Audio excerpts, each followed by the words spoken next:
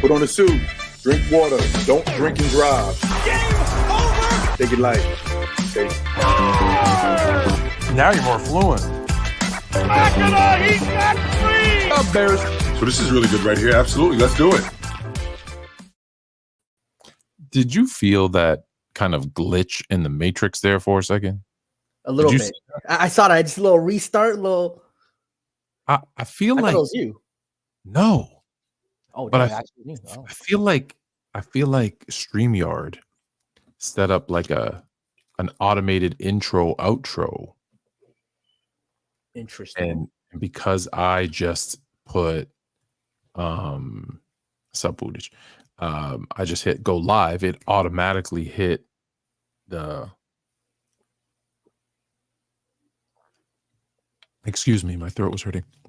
I think it automatically hit the intro to start, which I need to figure out if that's the case, because StreamYard playing some games. I just need to know so that I don't have to worry about it, because I'm always hitting the buttons, like trying to you know how the DJ do. How's for the people that don't know, happy Thanksgiving, Canada. Yeah, Canadian Thanksgiving, always a good time. Did you do anything? Are you on dinner 1, dinner 2, dinner 3, dinner? I'm on turkey dinner 2. The reason I ask, Monday will be tomorrow will be turkey lunch 3 at 3 different locations. You have 3 tomorrow? Tomorrow will be my 3rd. Oh, 3rd. Okay, gotcha. Yeah. Yes, so I entertained Saturday. Okay. Nice big turkey dinner. Shout out to Mrs. Fluent. Had another engagement at the in-laws' house today. And going to my parents tomorrow for another large amount of food. So you got to do it like that when you're married. Got to get your in-laws, your parents. Yeah, I hear you. It's good, but it's not. It's so much food, and what I tried to do was squeeze in a bunch of yard work I needed to do today. Okay. So I thought I'd be like quick. I'd be like, all right, I mowed the lawn, right? Mm-hmm. So I mowed the front, mowed the back, whatever, right? Yes, Canada Thanksgiving is technically tomorrow. It's weird. It's weird because I was in the US for so long and I loved regular like Thanksgiving on the Thursday. It made a lot more sense. Yeah. So I mowed the lawn, no problem. That's the easy part. And then like I have this I have a bunch of trees, but I have this one like really, really big, like, you know, massive tree in my backyard with, you know, that has the swing for the kids, you know, that big one. And it needed to get trimmed down a little bit. And I was like, okay, I'll just do like a little bit here and there because there was a couple of stuff that was like hanging over my hot tub. Mm-hmm. And so I'm like, okay, I'll just trim it down because it's a little, you know, you're looking up and it's like wind blows. And so I just started hacking, right? And then I went nuts. I went nuts. A full on remodel. I mean, I got, you know, you got to tie them up. I don't know if we can, depending on where you live, you got to tie them up, put them out front for the people to take them, right? Like stacks, right? I have 20 stacks. Oh, that's crazy. You tied up all 20 stacks? Yeah, that's crazy. I made 20 stacks. I got to go tomorrow and tie them before I would have called someone. There's no way I was going to do that. I would have called someone like, hey. My back, my shoulders are just like ruined. And then get ready, go out, go for the Thanksgiving dinner. So it was like, yeah, it was not good. Yeah. You were late. So you were having. Yeah, we had the old Friendsgiving.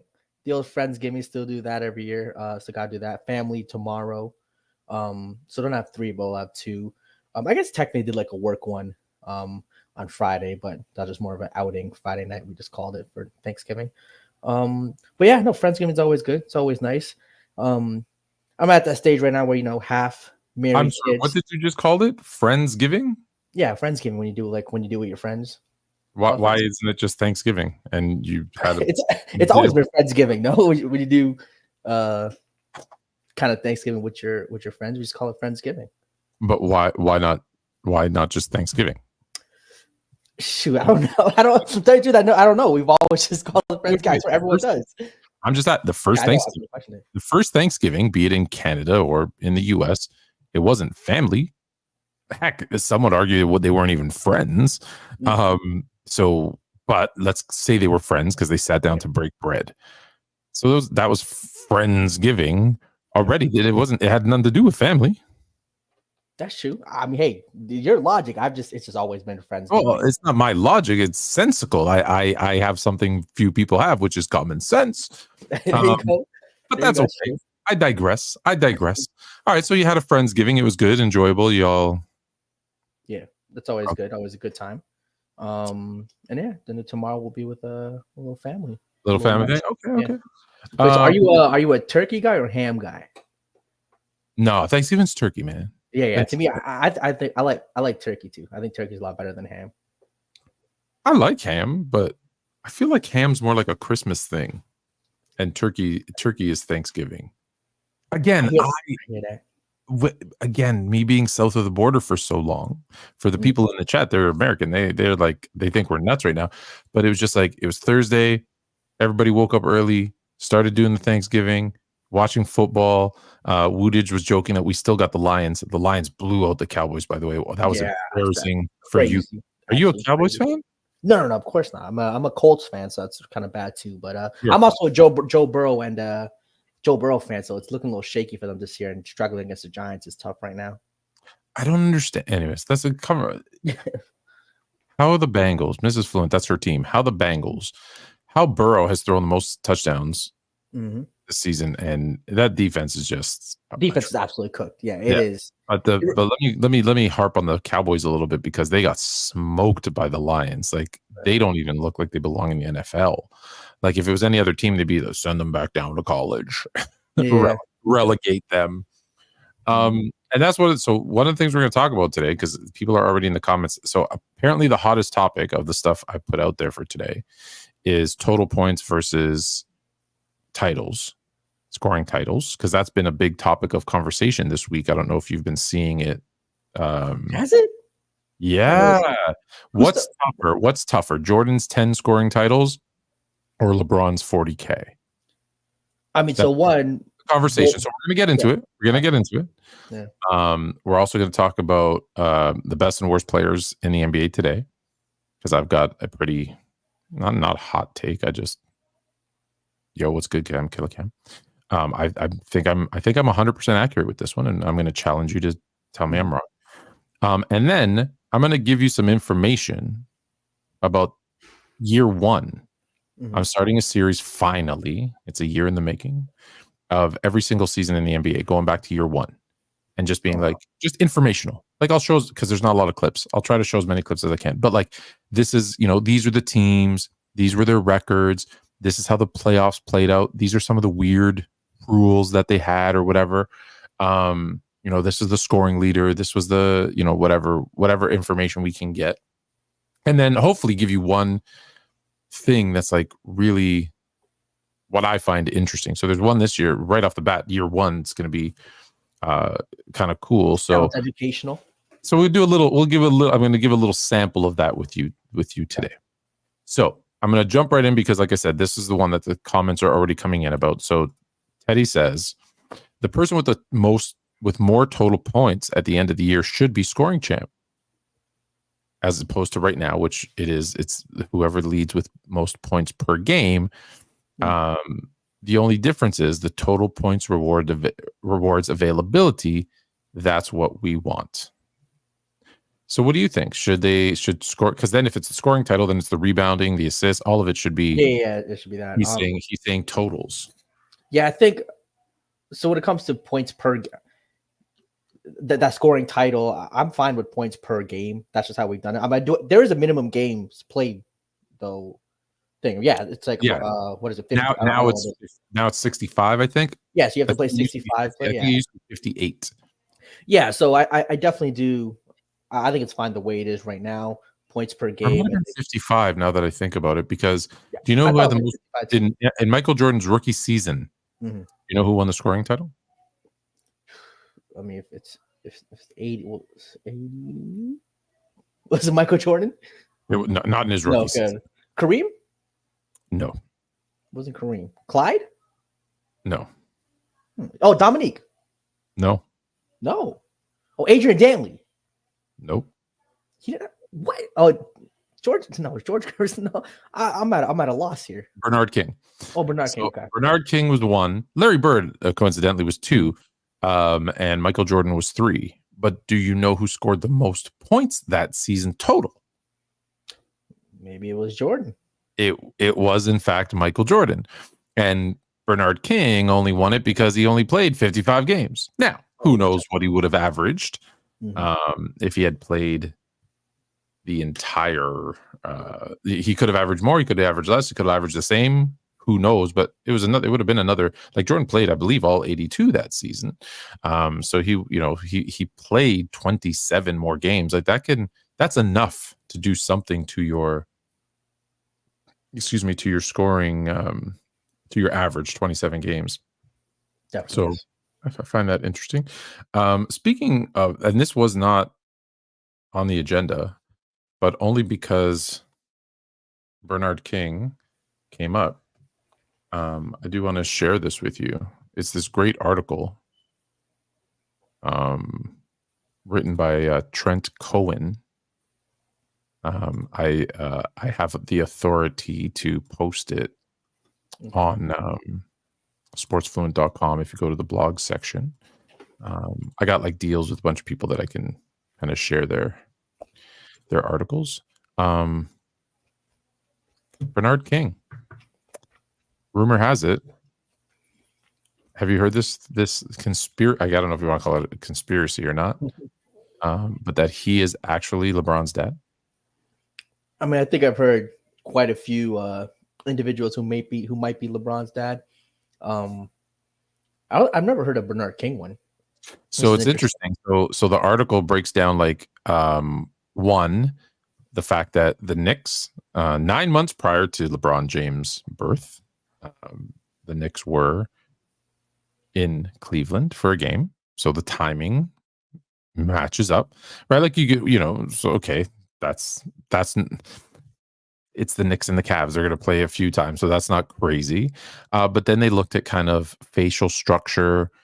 They talk about their size, their athleticism. Bernard King, known for his ridiculously fast recovery. He was like the first one to come back. I believe you have to read the article. I believe the first one to ever come back from like a horrible ACL injury. LeBron, obviously crazy athletic, comes back from injuries quite quickly. So I thought it was interesting just because we said Bernard King, so it reminded me of that article. So anyways, what do you think? I know LeBron's your guy. I mean, speculating on who his father is not really something. I mean, we don't know the details. Like, what's their? Sure, those things all make sense. In that case, go read the article. Yeah. All right, so let's get into what we actually our first topic. So, 40K LeBron, ridiculous. Obviously, no one has scored 40,000 points in their career. Just LeBron.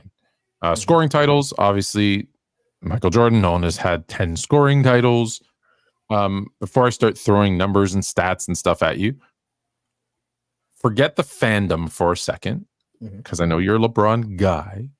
Sure. Which do you think is more?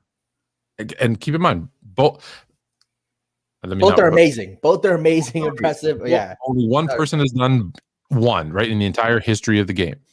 Which do you think is more difficult? More difficult to do. I think I'm probably going to have to lead. Oh, man. 40K, but Michael 10 scoring titles in a league like this. I don't see that being broken. But then it's weird because with Jordan, the 10 league scoring titles, I don't see it ever being broken in my lifetime, because I think the league is just so talented, so many scorers, right? So many guys coming into the league that again doing 10, a whole decade of leading the league in scoring. And what is the second highest four scoring titles, or am I wrong? I think Wilt has 6. Oh, okay. Wilt had 6, and after him, like Durant, arguably, some make the case for him. No, 4. You're right. Wilt Yeah, And yeah. I Will think Durant has 3 or 4. Durant has 4 as well. Yes. Yeah.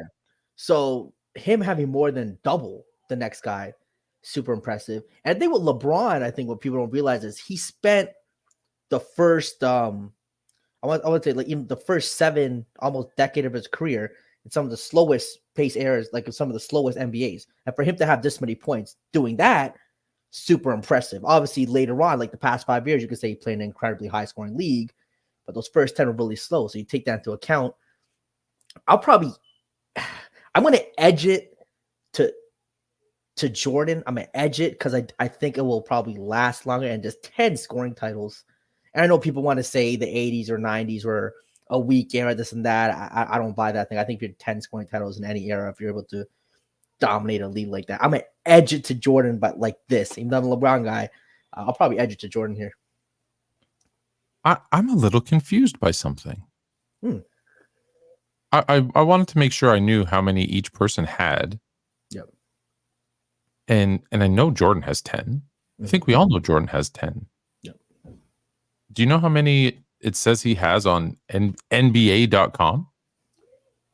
8 or 9? 11. 11. Give him one extra? Or were we just wrong the whole time?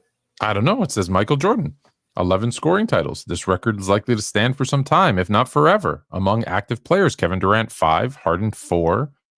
Jordan won his 3rd scoring title and was not dethroned in any of the following 6 seasons, showing Durant also scoring title in his final season with the Bulls in 96, 97, 98.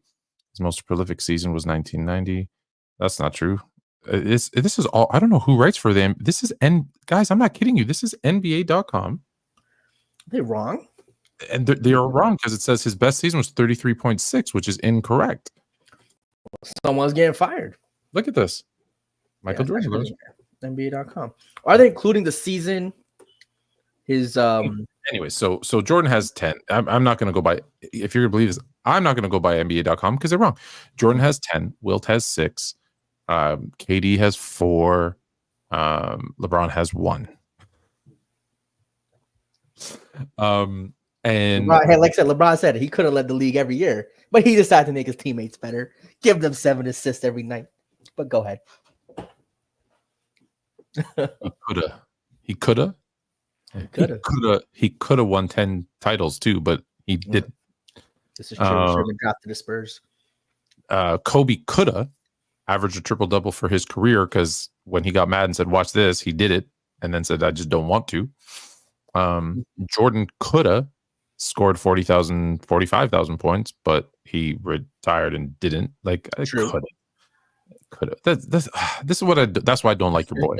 That's why I don't like your boy, because he says stupid stuff like that. Like, I could have. I don't think he's wrong. Like, I think if he just decided to focus on just one I think there's a not many, but I think there's a handful of guys that could have.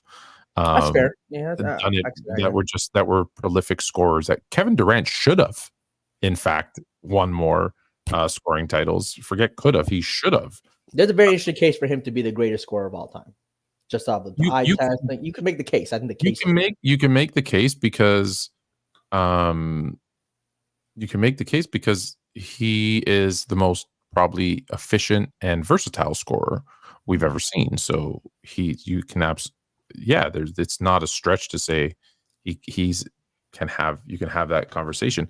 But I was hoping you would have said LeBron's 40 because I was ready to tell you all this stuff. I'm still going to tell you, but because I Chilltown says he's a true clutch guy through and through, and he's like, well, it's LeBron's 40K. So I'm reasonable. I keep it fair. I mean, I just generally think that 10 scoring titles. Here's the thing. When you look at it, it's so let's stick to the 40K for a second. It's super impressive. Like, I mean, 25 points per game for 20 years is insane, right? That's insane. However, right? Like, you have to be right, like, healthy. You have to play 70 plus games every season. You have to be, Can I also add this too? I want to ask you a question. Can something be more difficult to do, but the other thing be more impressive? Yeah. Okay. So I think the case could be made that what Jordan's 10 Jordan's 10 scoring touchdowns more impressive, but LeBron's the 40,000 points, he might end up with 42 or whatever he ends up with. Like watch, like someone playing. Vince Carter played 22 years. Yeah, that's impressive. Averaging 27 points per game for 21 years. Sorry, is more impressive. Playing 22 years is hard. 100%. Right. So I think what LeBron did is more. There's a bunch of things that are more impressive than playing 22 years. Right. Kevin Willis played 20 years, but I've been impressed by way more centers doing other things than playing 20 years. And no disrespect to Kevin Willis, playing 20 years is phenomenal. No doubt. So 40K, right? The way that you break it down is 25K for 20 years. The problem is for me when I break it down a little bit further and I say, well, hold on, let's look at this now for a second. LeBron James didn't come into the league until 10 years after, more than 10 years, 10 plus years after Kareem retired. So when LeBron retires in 2030? Who knows at this point? Let's say 2025. Are you telling me that 2025, 2035, okay, call it probably 2040, there's not going to be a rookie in 2040 when there's a 4-point line? It's not that ridiculous. When there's a 4-point line that can't average 30 a game, because if you do 30 a game, and I say only, but in comparison to 20 years, you only have to do it for 16 years. Now, that was still crazy impressive. Yeah. But we're seeing, you don't have to go back that far. What, 2000, when Iverson won his scoring title, he was the only person in the NBA that scored 30 points in that season. Most defensive. Now you got 5-6 guys flirting with 30 every season. And again, everyone thinks I'm crazy when I say the 4-point line, but is the 4-point line that ridiculous? I mean, if the 4-point line comes in, it just becomes a different game. You can make the case that once the 3-point line came in, it's a very different game. What happened with the 3-point line? I'm not gonna show you the whole. I'm not gonna show you the whole thing, but check this out. This is from 19. I'm gonna fast forward most of it, but this is from 19. I want to say 88.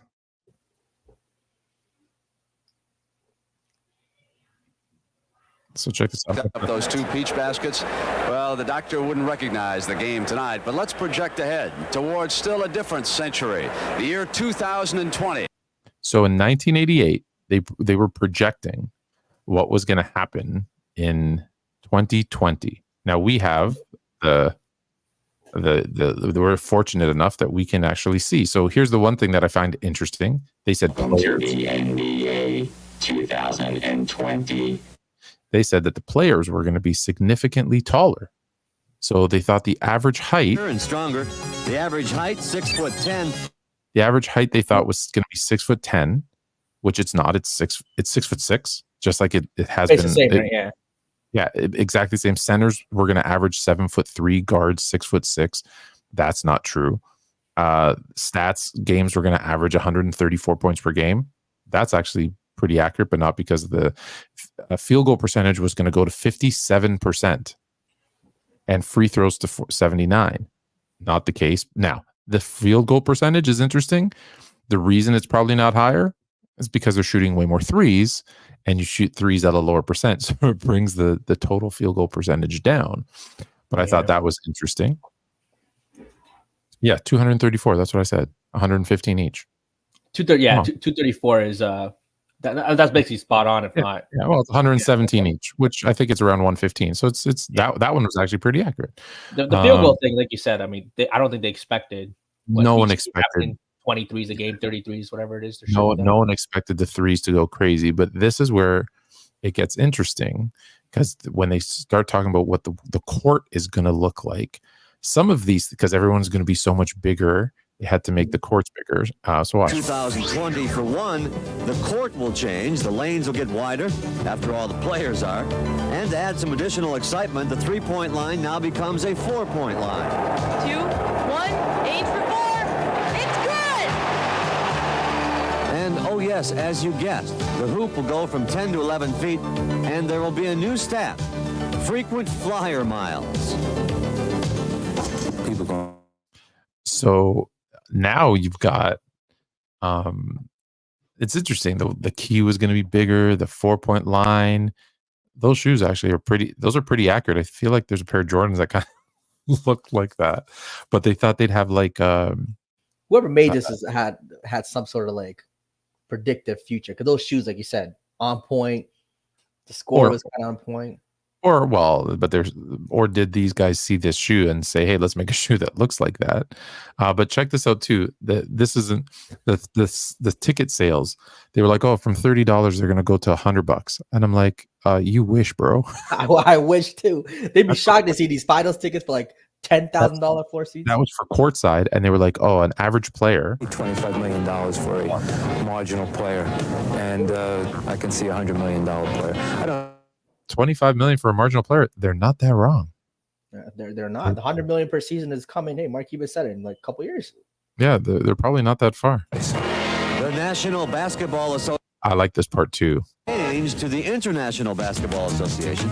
And about this time of year in 2020, you'll see a very physical Eastern Conference. Right. NBA champion is Moscow, the world. USSR. They got Toronto, right? The best part, did you see that though? Who was representing the USA? What's up in the USA there? Oh, Toronto? Oh, Charlotte. Out of all the places, Charlotte. You know, could have been New York, Chicago. Oh, that's the worst. They got the worst team. So yeah, so it's so 4-point line's not that crazy. Was my point. So let me go back to it. So you got, so it's the year 2040. A rookie.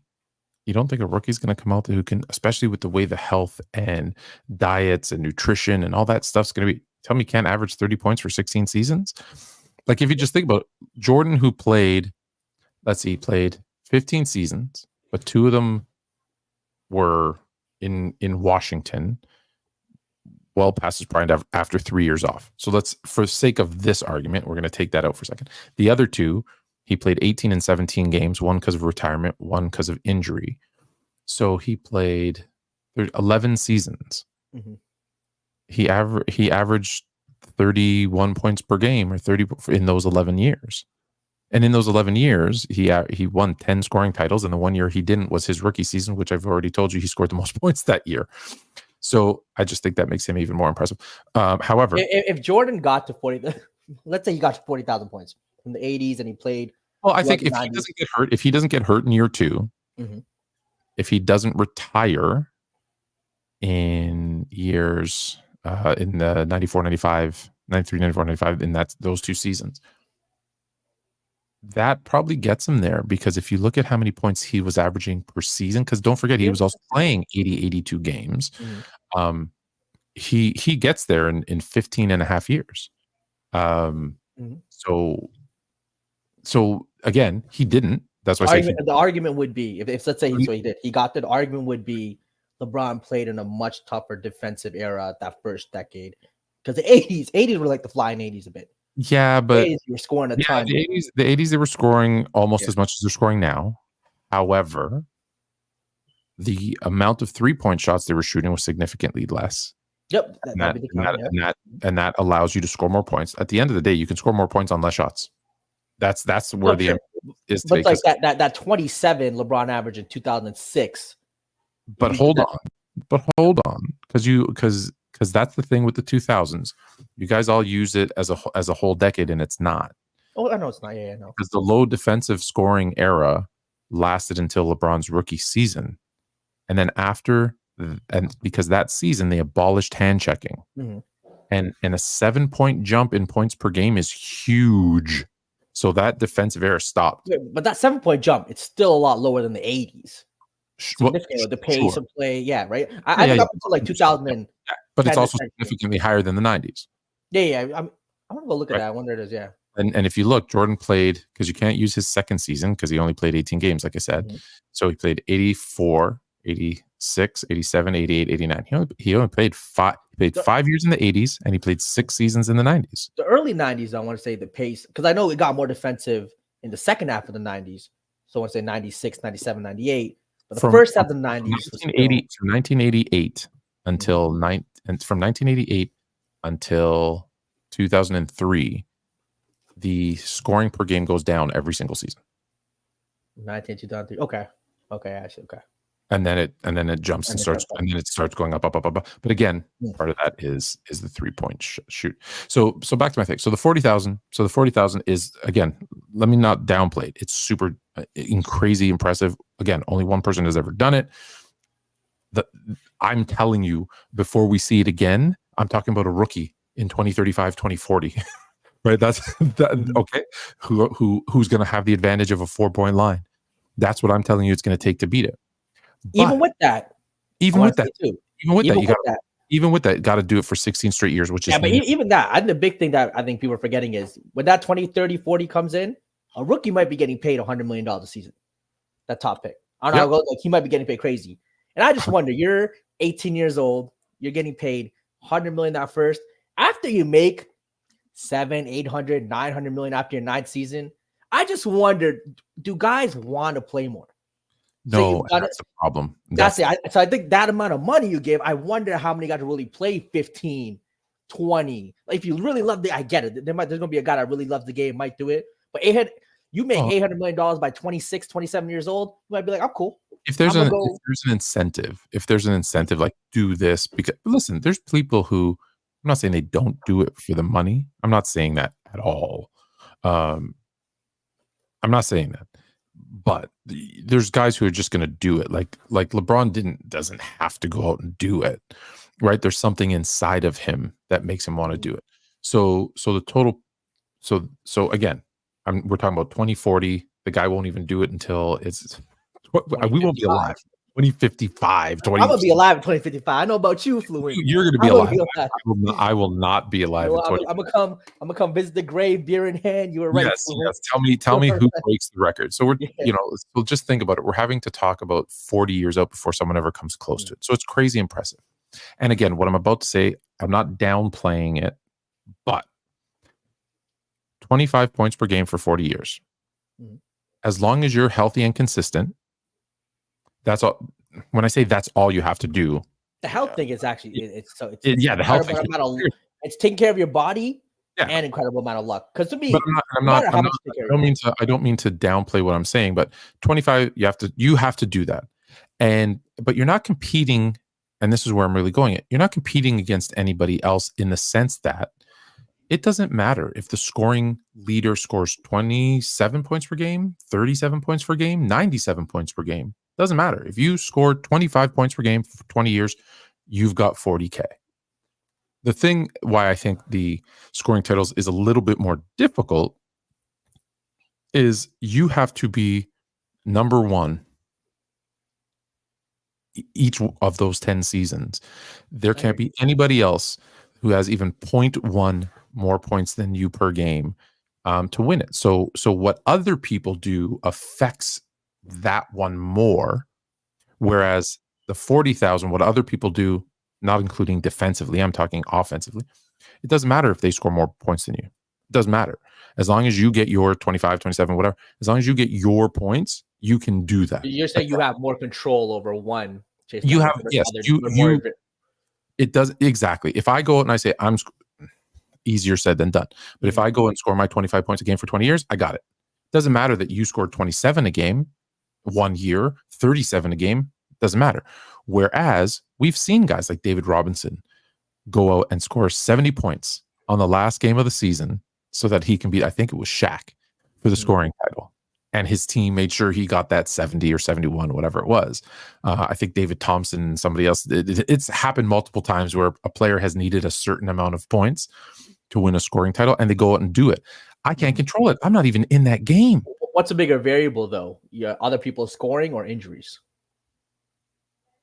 I mean, that's the variable, right? Because the variable for the longevity is injury thing, and that just, like you said, you could tear an Achilles coming down the stairs like John Wall, right? Like it's just the injuries are for sure. That's the great unknown, and again, that's why it's so impressive. That listen, we're about to get to who's the best player in basketball today, and and you're going to be very surprised with who I pick. But I know your pick. I feel like let's be very clear. The fact that both of these things have only been done once in the history of basketball. And then here's the last part of it. And this is the one I thought I was going to get you on, but you agreed. So I don't have to get you on it, but I'll share it with you. Jordan has 10. The next closest guy is 40% away with 6. I think KD is 60% away and a couple guys. And LeBron is 90% away with 1. 40,000 points. I believe Kareem is 7% away. Kobe's 17% away. Karl Malone's probably 12% away. Jordan's 20% away. So there's none of them are going to do it because obviously none of them are playing anymore. In fact, all that number is just going to get bigger. What did we say? He's going to retire in 2030, LeBron? He might touch. He might go to 50. He might touch 50. He might. You think it's 45 then for sure? I think 45 is his number. I think 45. I think not only 45 is his number. I think because he is. This is actually what I like about him. I think he's one, very aware of his legacy, but two, I think he's pettier than people think. Because this is something I would do. It's definitely something Jordan would do. You know why 45, right? Wait, is that the jersey number Jordan wore in Orlando in that series? Hey, LeBron, get to 45, baby. LeBron gets to 45. You can see them. You can see the memes now. Jordan with 45, wearing 45, and LeBron standing there with 45. I like it. LeBron, go do that. Go get your 45, baby. I think 45 is his number. So you're like, oh, sorry. So yeah, he's just widening that gap. But if we're talking about who's closer, well, you know what?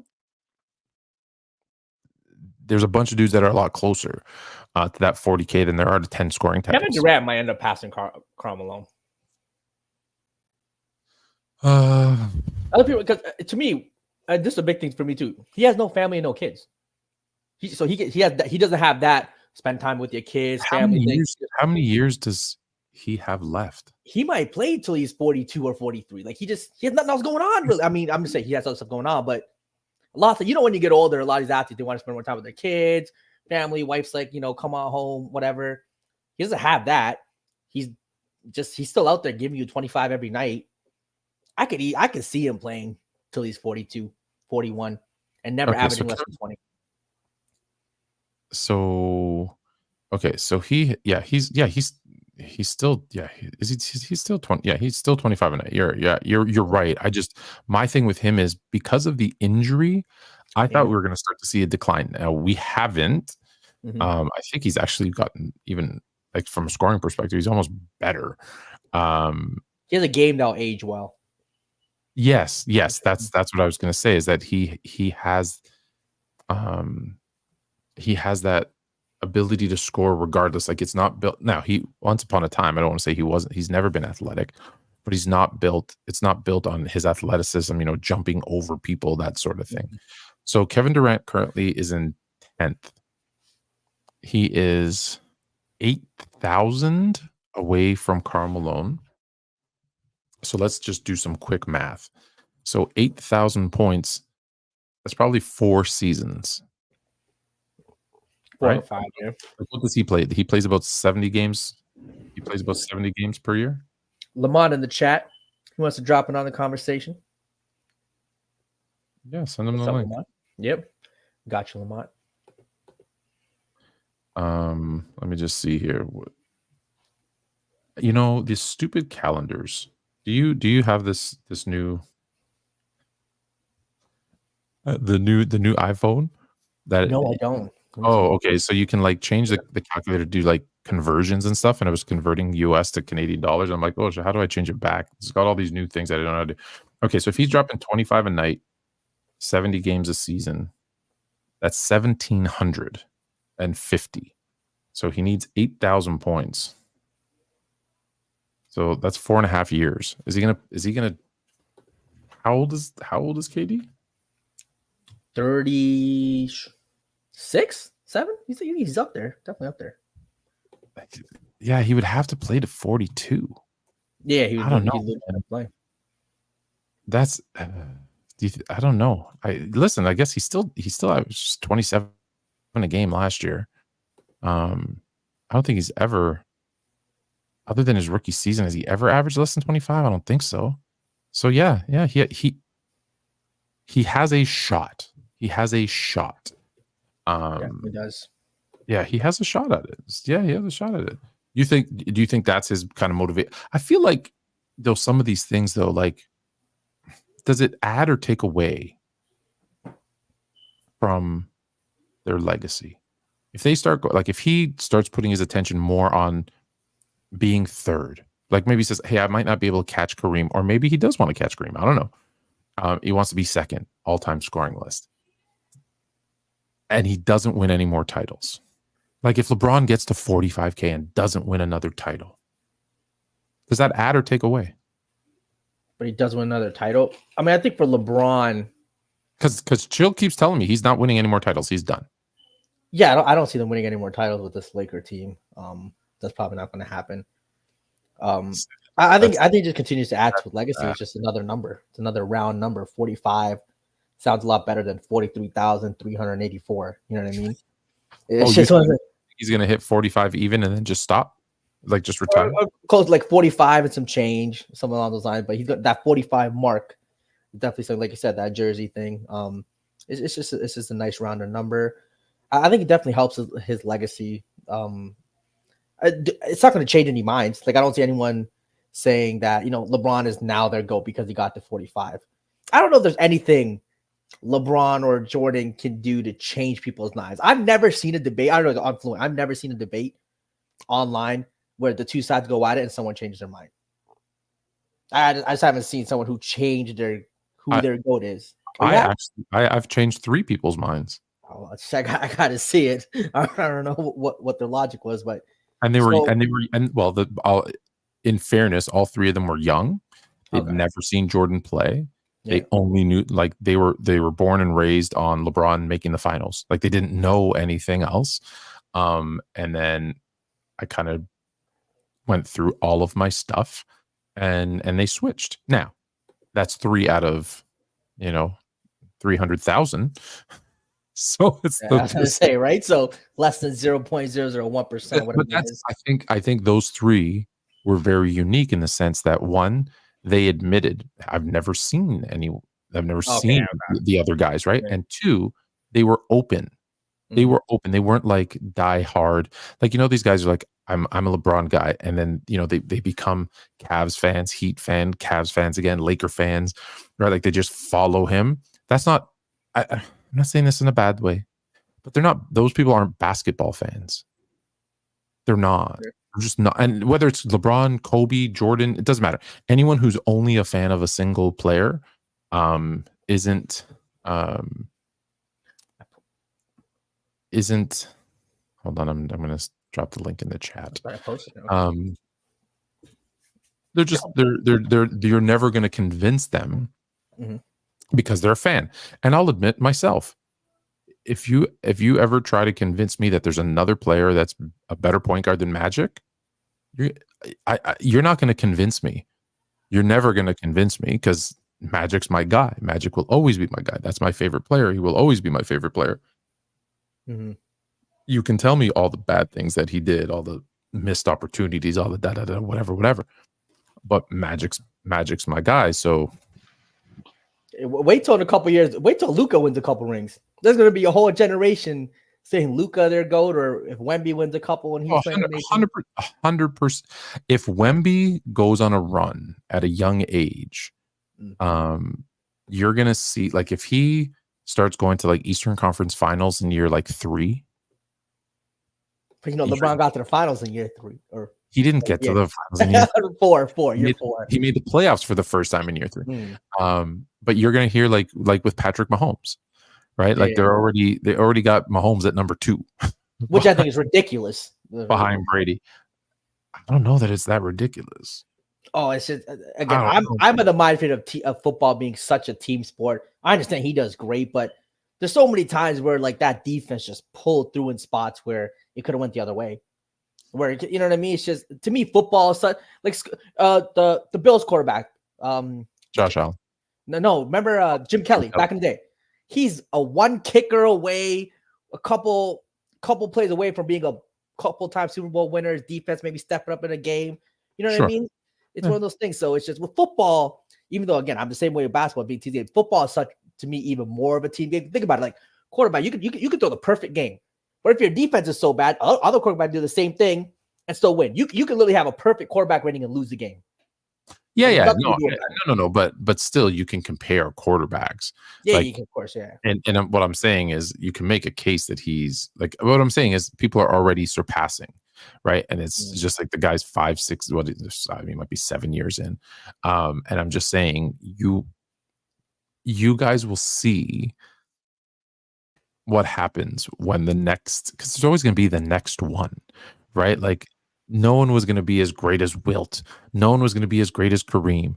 No guys were going to be as good as Magic and Bird. No one was going to be Jordan. No one was going to be Kobe. No one's going to be LeBron. And I've told you before too, where with the Wilt thing, I was at a poker table. Everyone there was like probably 60 and above. They swear Wilt's the greatest player of all time. There's nothing I could do. Not even Jordan. Like, Wilt is their guy. There's nothing I could say. All the points bringing up, Wilt was their guy, and there's nothing that could change their mind. Wilt has what I think he has that he can arguably, I'm not saying it's definite, arguably have no one dominated his competition. Now, there's a lot of caveats to what I'm about to say. No one dominated their competition in the regular season more than Wilt. I can get with you on that. But it's his competition in the regular season. Mm-hmm. So if you were watching in those days, yeah, dude, of course you're thinking, this, like, I watched this dude drop 50 a night. How are you going to convince a guy to watch a dude score 50 a night and not believe that he's the best? If you watched him that season when he averaged 50, I get it. Like, every night gives you 50. Tough to debate that. Dude, what's up, Lamont? Like, we go crazy. What up, y'all? What's up, Lamont? How's it going, man? I'm not too bad, man. Not too bad. There it is. Talk to the people, man. What are you thinking? LeBron's 40,000 points. GOAT James, Jordan's 10 scoring titles. Man, look, man.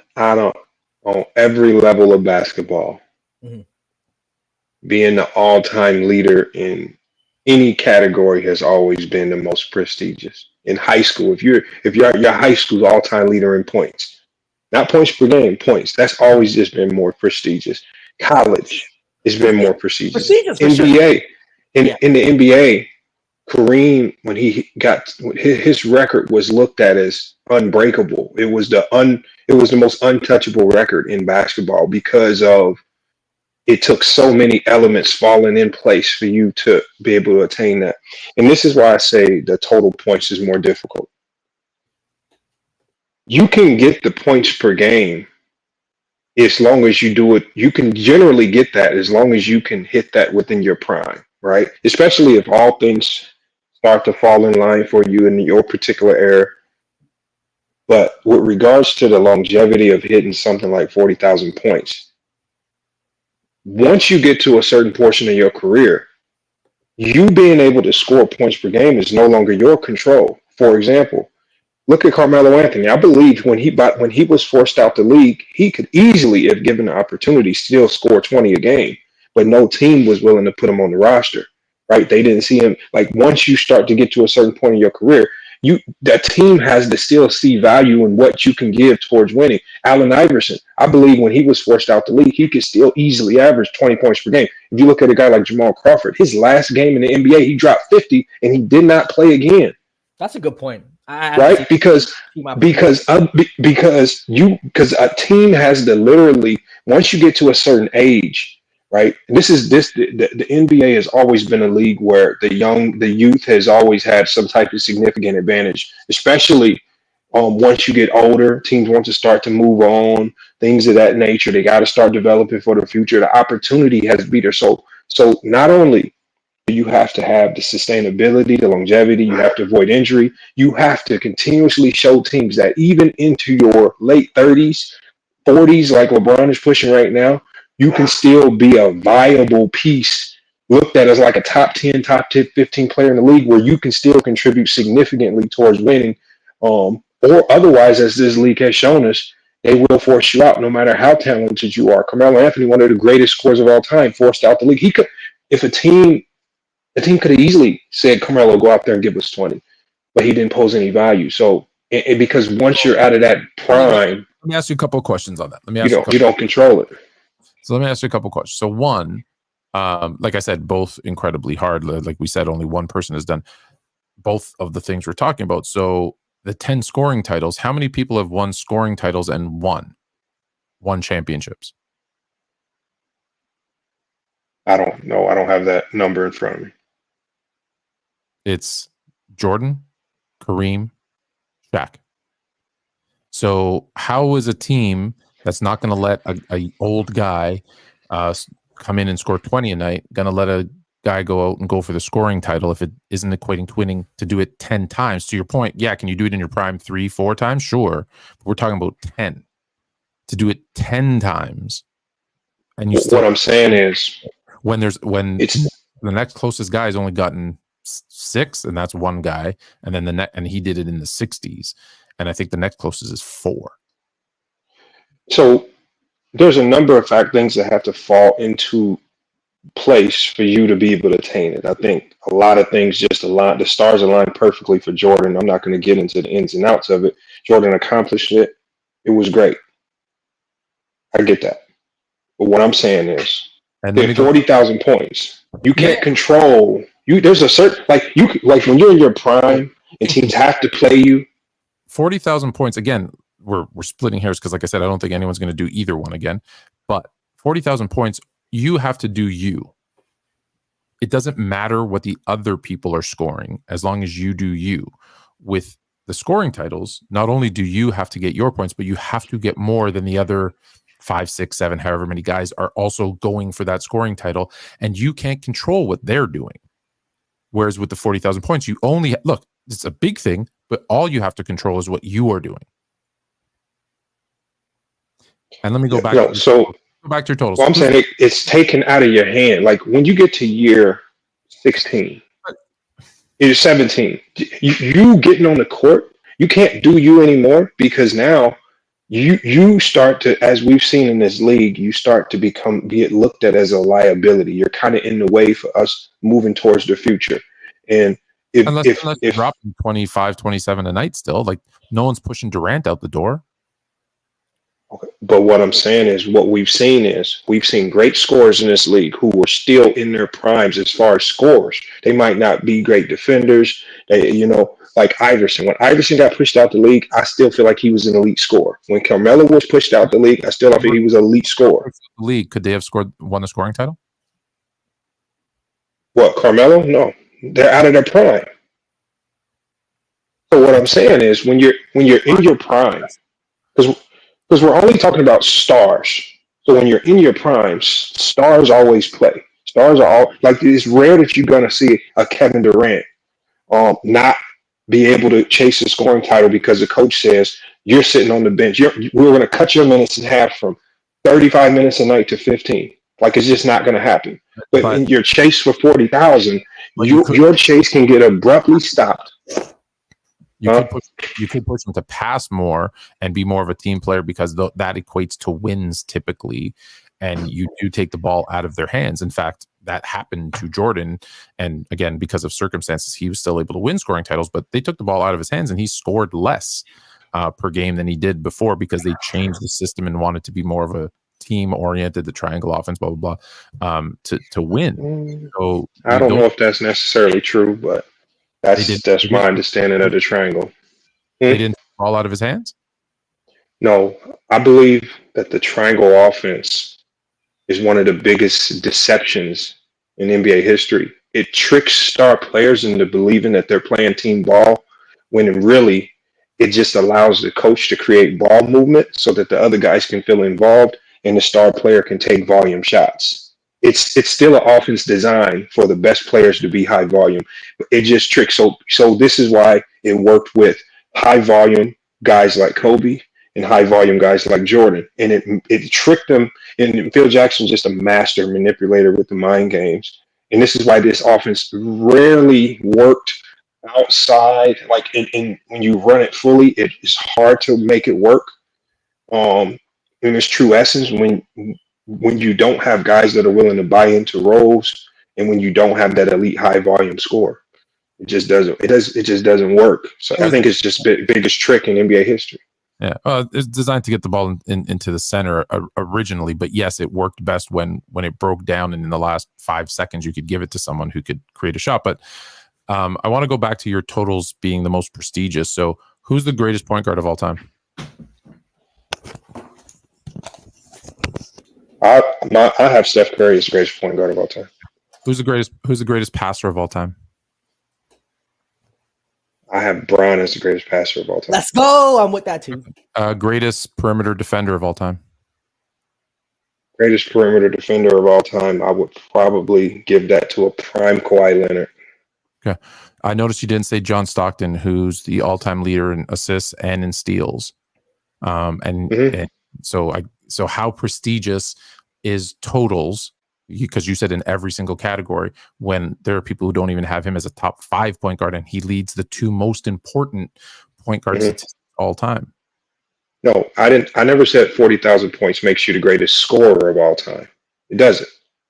I'm saying getting to that milestone is one of the most. It's one of the hardest. It looked at as the toughest milestone, especially when Kareem had it. It was looked at as the most unbreakable record in the NBA. Everything else was attainable. The Kareem getting to those points, why was it so deemed so unattainable, you think?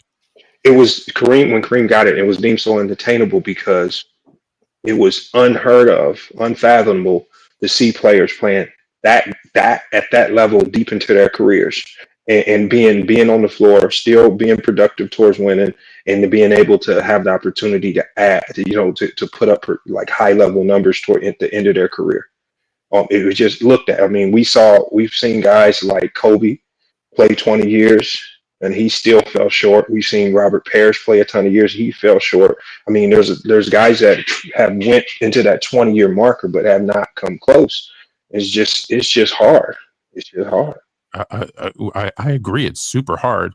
And that's why I don't know if you caught the beginning of it. I was talking about for this to happen, it'll have to be something like what happened after Kareem, which was there was a huge 3-point explosion, and now and points are more readily available because of the addition of the additional 3-point shooting. And we talked about in 2035 when there's a rookie coming out and there's a 4-point line. Is there going to be a guy who's averaging 30 points a game for 16 years? And I'm not saying it's easy. Again, no one is saying this is easy, but it becomes significantly easier when we go from, and I mentioned Allen Iverson, the year he won his scoring title, the only player who's averaged more than 30 was him. And now you've got 3, 4, 5, 6, 7 guys averaging 30 a game. Now health is going to be the thing, but now you got to do 30 a game for 16 years. Not saying that's not super hard, but it seems more attainable than ever when you consider, again, if there's a 4-point line and it's 30 points a game, seems more attainable because that's what happened with Kareem. That's why they didn't think, right? I remember when Kareem won and we were all saying no one's ever going to catch that. We had no idea they were going to go from shooting 8 3-pointers a night to 38 3-pointers a night. Like that makes a significant difference. Yeah, but it didn't make a significant difference in LeBron's career, the guy that actually eclipsed him. I mean, it did to a certain degree, but when you look at LeBron, what is the biggest knock on him? He's been knocked because he's done everything at the rim. He's lived at the rim as a dominant scorer at the rim. There was a stat that I looked at, is that even if you take away his threes, he's still well above other guys like the Jordans and things of that nature. So, I mean, the thing is, LeBron definitely had help with the 3-point line, right? Adding that to his game. But even if you take away those threes, he's still looking to eclipse Kareem Abdul-Jabbar, which is insane to think about. Oh, absolutely.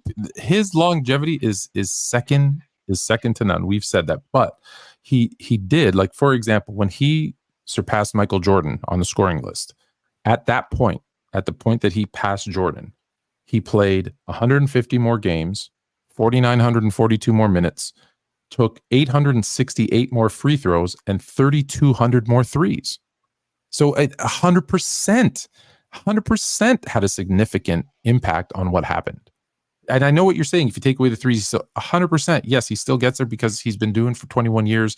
He's phenomenal. But He a might lot have of a goal things have to changed. beat the scoring record without threes. Get so high where I told you threes. 45K. So if he gets 45, then That's his number. threes. Yeah, his number's 45K. That's his number. So would he be the all-time lead scorer without threes then if he got to 45? I just wonder what that was. Yeah, probably. Because that argument, yeah, that'd be an interesting way to do it. Probably. Oh, hold on. Andre's here too. Let's see what he's going to disagree with me. He always disagrees with me. What's going on, folks? I can't come out with straight disagreement off the top. I will say, Fluent, in terms of your Magic Johnson fandom and him being greatest point guard and possibly the greatest player of all time, we need some respect on John Stockton's name in the point guard conversation. We need a lot more respect. And hopefully you'll appreciate this coming from the North. John Stockton, the pride of Spokane, Washington, wherever in the world Gonzaga is. In all of these all-time point guard debates, the fact that he's not, second, third, fourth, you got Magic in there. For me, I'm putting Oscar Robertson in there. If you want to call Steph Curry a point guard, we'll have that debate. Is Stockton in everyone's top 5? Stockton's got to be in everyone's top. Yeah, I feel like he is. Not Reginald, not Lowe's. Lowe thinks he's a bum for some reason. That's Lowe. Oh, shout out Lowe Mars. They have their minions and followers too now. Ride with that statement, but yeah, they just he thinks all the Stockton's passes were simple. I challenge Lowe or Mars to make one of them, but anyways, sorry. No, wait, Flowing. I told Lowe, I said the simple passes are the best ones. Simple passes sometimes can be the hardest ones. Sometimes I told him it's the guy that makes the hard passes look simple is actually what you need to watch because someone who plays, right, or coaches, we know threading a bounce pass between two good defenders right into the hands of your guys who's running full speed in stride. Dude, that's not and you're doing it one-handed on the run? Yeah, dude, that's a hard pass. He just made it look easy. But anyways, continue. Makes it look easy. Facts. That is true. Yeah, Stockton, he's important for this debate, Fluent, because you're talking about scoring titles versus total points.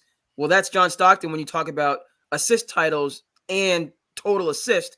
He's the king of both, and it's not close. And those, records are probably not going to be surpassed along with his steals record. Reason John Stockton is near and dear to my heart, it's that his records are going to stand the test of time, but also because he is the poster child to debunk and dismiss and totally disregard this load management ridiculousness that we have going on in professional sports. This junk science that has to be sent to Mars. You see these pictures that we have online, we need clear pictures of Mars. What they need is the load management, all the data that these Ivy Leaguers put that load management stuff on Mars as well. Man missed 26 games his entire career, 19-year career, missed 26 games.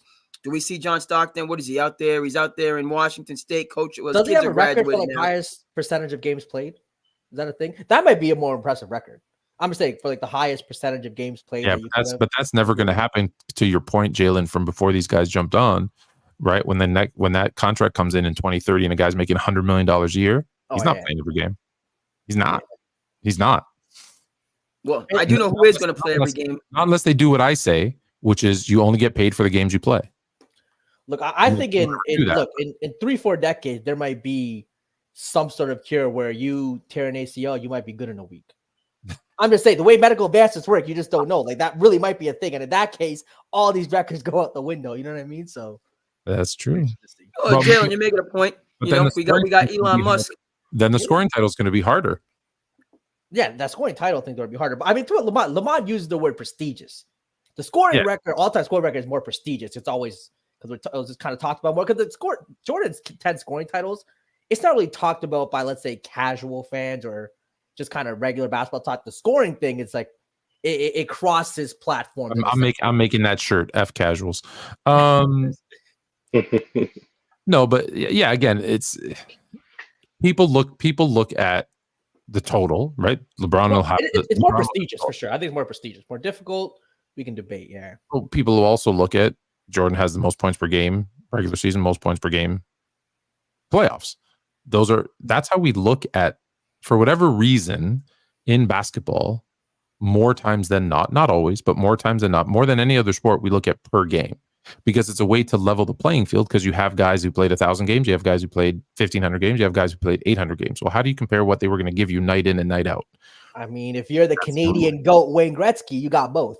Yeah, well, fair enough.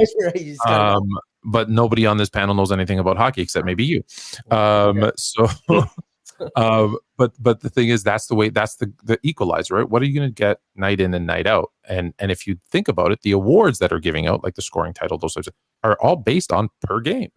So the NBA has set it up, right? Unlike, let's say, the NFL, the rushing leader isn't who has the most rushing yards per game, it's who has the most total yards. So the NFL itself set it out that it's totals, whereas the NBA, for whatever reason, has gone with a per game basis. So that it becomes more important because that's what the awards are based on. Point taken, Floyd. I just got to jump in real quick. You mentioned Kevin Durant as the top scorer, bucket getter of all time. I got to push back on that. The man's not clutch. Okay. Who said he was the best? Who said he was the best scorer? yeah, I think we said there's a case to be made for Durant. He said some people can make that case, and I said, yeah, you could make that case based on him being the most kind of versatile, efficient scorers. But like at 18 points a game for a guy to average, 18 field goal attempts per game to average 27 a night, like that's damn impressive. That's damn impressive. Great. And being on a super team, with arguably the two greatest shooters of all time did help that player efficiency. But for me, I don't believe in super teams, so I'm the wrong one to bring that to. Sure. It's fake. I think super teams is a thing we created either to boost the people that we like or to detract from people that we don't like. So we say, oh, that he lost because he faced a super team, or oh, he only won because he was on a super team. I never heard that term growing up until we started making excuses for why people won and lost. Okay, so take the super team away from it. Yeah. Durant, you did jump on a team that won 72 games, but that's neither here nor there. Reason I can't, MJ has to be, when we're talking about scores, on Mount Olympus. Kevin Durant, I don't see the clutch scoring, specifically because you haven't been in those clutch moments since you took your behind from I hate that word clutch in like sports. Because I just saw even last week, Joe Burrow had a clutch drive, but then his defense gave up the last field goal to the Ravens, and then suddenly everything's forgotten. It seems like clutch. I don't like clutch. I don't like clutch because we don't use it in context of the game. So like is Robert Horry clutch? Yes. Right. But do you know that in like 75% of those clutch shots that he made at the last minute, he shot under 32% from the field the rest of the game. And if he had just shot an average from the field, they wouldn't have needed that shot. So for me, that takes away the clutch moment because you created it by being shit the rest of the game. Now, there was a couple where he shot 50% from the field and made a clutch shot. Cool, I'll give him those. But in the other ones, like if clutch for the most part just means like. I get it why we do it. But if you shoot 30% for a game, have 7 turnovers, and then you hit the game-winning 3, like that's cool that you hit it. But dude, you should have been up 10. You should have been up 10. Point taken. But that's if we count clutch as a late shot. See, I think I'm fine with clutch if you use it in its right context, meaning a lot of things can be clutch. A whole game, a half, a run. It's like coming back from a deficit. Like if you're down 20 in the first quarter and you come back from that deficit in the second, and it's rallied by you and your points. I think that's clutch. So I just think we've kind of bundled clutch into the last seconds of a game. We take it as last shots. Like I think the first 3 Bulls. I've never used the word clutch in that sense, but Lamont, you've kind of inspired me. If you look at every third quarter in the playoffs, they could have been up or down 1, 2, 3, whatever at the half. They came out in the third quarter and just blew out teams. They were up 15 heading into the fourth, and it was like the game was a wrap. It wasn't like today where you could shoot a bunch of threes and come back. If you were up 15 going into the fourth, it was pretty much a wrap. And they did that almost all of their wins. If you go back and look, they killed them in the third quarter. So maybe they were clutch third quarters. I don't know. I like it. We'll see. Right. Again, Durant, my sticking point with him, leaving Golden State, never having returned to the mountaintop, and not allowing us to see him as the alpha male in the high leverage situation. That's always going to be an asterisk as far as he's concerned. And, hey, call me old school, whatever you want to be. You talk a lot. Listen, LeBron, for all of his greatness and all of the things that he does in the community, wonderful. He's an extremely successful businessman, wonderful.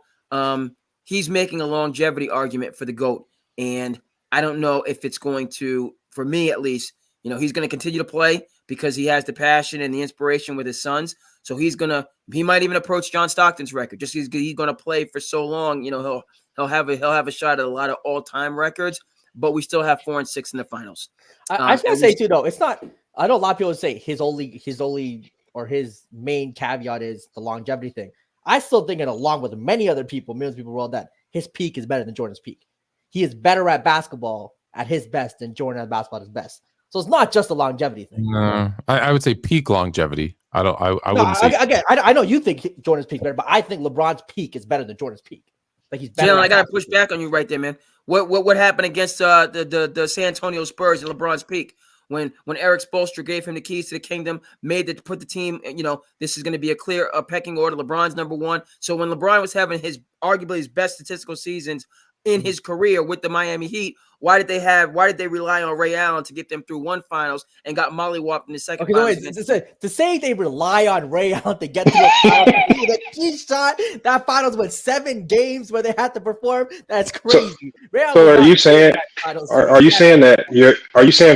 for you, a player's peak can't be disrupted by a loss in the playoffs, and if they lose in the playoffs, then that kind of I don't connect a player's peak with winning and losing, because you can peak and get directed and be on a bad team in a bad organization. You can still be peaking, and so you just don't have the opportunity to win because you don't have the team. I don't correlate LeBron losing to the Spurs with that affecting his peak. He's at an all-time peak at that time. So that individual, I think when we're talking peak, that's your individuality, what you do on the court, isolated from winning and losing. That should not play a role in how we determine somebody's peak. I don't think so. I see what you're saying, but I'm a Herm Edwards man, so we play to win the games. So that winning, it's particularly in basketball when one player can has a larger impact on winning than in the other sports. Jordan in what, 92? No. 93, give me that championship. Patrick Ewing, no championship for you. Charles Barkley, no championship for you. 96, 72 and 10. 97, continued dominance. 98, when he was the most vulnerable. He came back in 95 and lost to the Magic. Did that disrupt his peak? That wasn't a full season. And that wasn't a full season. He came back ready for the playoffs, and he wasn't ready. He was averaging 30 a game. Right. But what happened when he had the full off season? Jordan was good. He wasn't bad. If you want to use, I wouldn't say he wasn't ready. Like if you want to use a better excuse, like he cut his finger off with a cigar chopper, and that's why he turned the ball over. Like I'd buy that one more.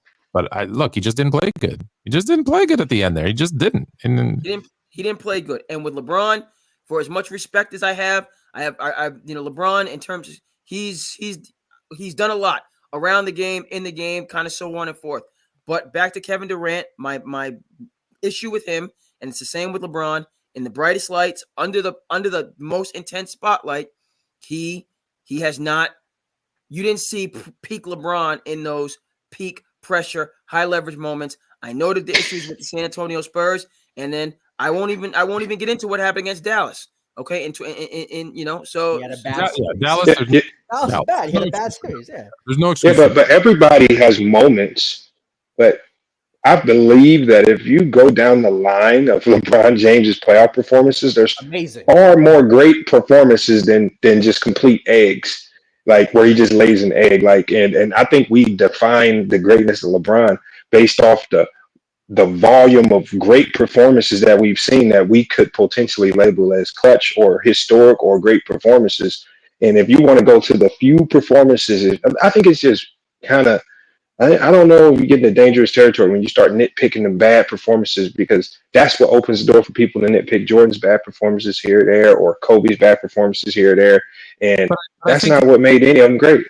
But I think when you're talking about the all-time greats, you do have to. That's what's going to be the difference, because they're all going to have exceptionally great moments and peaks, and those are forever going to be argued which one was better. But I think who had the least amount of failures and bad, because we tend to ignore those bad games, and I don't think or series or whatever, and I don't think we should ignore them. I think we should look at them, and like that's why I have Jordan 1 and LeBron 2. It's because I feel like LeBron had more instances of, like, the great moments are pretty equal, but it was the down moments that the negatives. Like Jordan, for example, never had a 2011, just never did. And that's not just that's one. still dangerous. That's tricky, Floyd. But that's just one. No, that's just, I'm saying one example, because I don't want to get Jordan never had a 2016. He never performed. To me, he didn't have a 2015 either. But the thing is, when do we start that clock of counting your mistakes? Like, do we start Jordan's clock in 1990 when he started turning into Air Jordan, or the Jordan that we consider the winning Jordan, the championship Jordan? Like with LeBron, it seems like people started that clock as far as counting his failures as soon as he got to the finals in year 4. Right, a young LeBron still learning, not a very good team around him, or at least not a championship team I felt around him, and so they started counting his flaws from there. Which, as opposed to Jordan, who had 7-8 years, and we don't. It seems like nothing prior to 1990 is counted against Jordan. He gets to start from when he started winning to when he stopped winning, and we don't count the Wizards, nor do we count anything in the 80s. Oh, I 100% count everything in the 80s and the Wizards, 100%. And you do, Fluent. But yeah. The Jordan played 6 years in the league. Jordan played 6 years. I'm not a Jordan fan.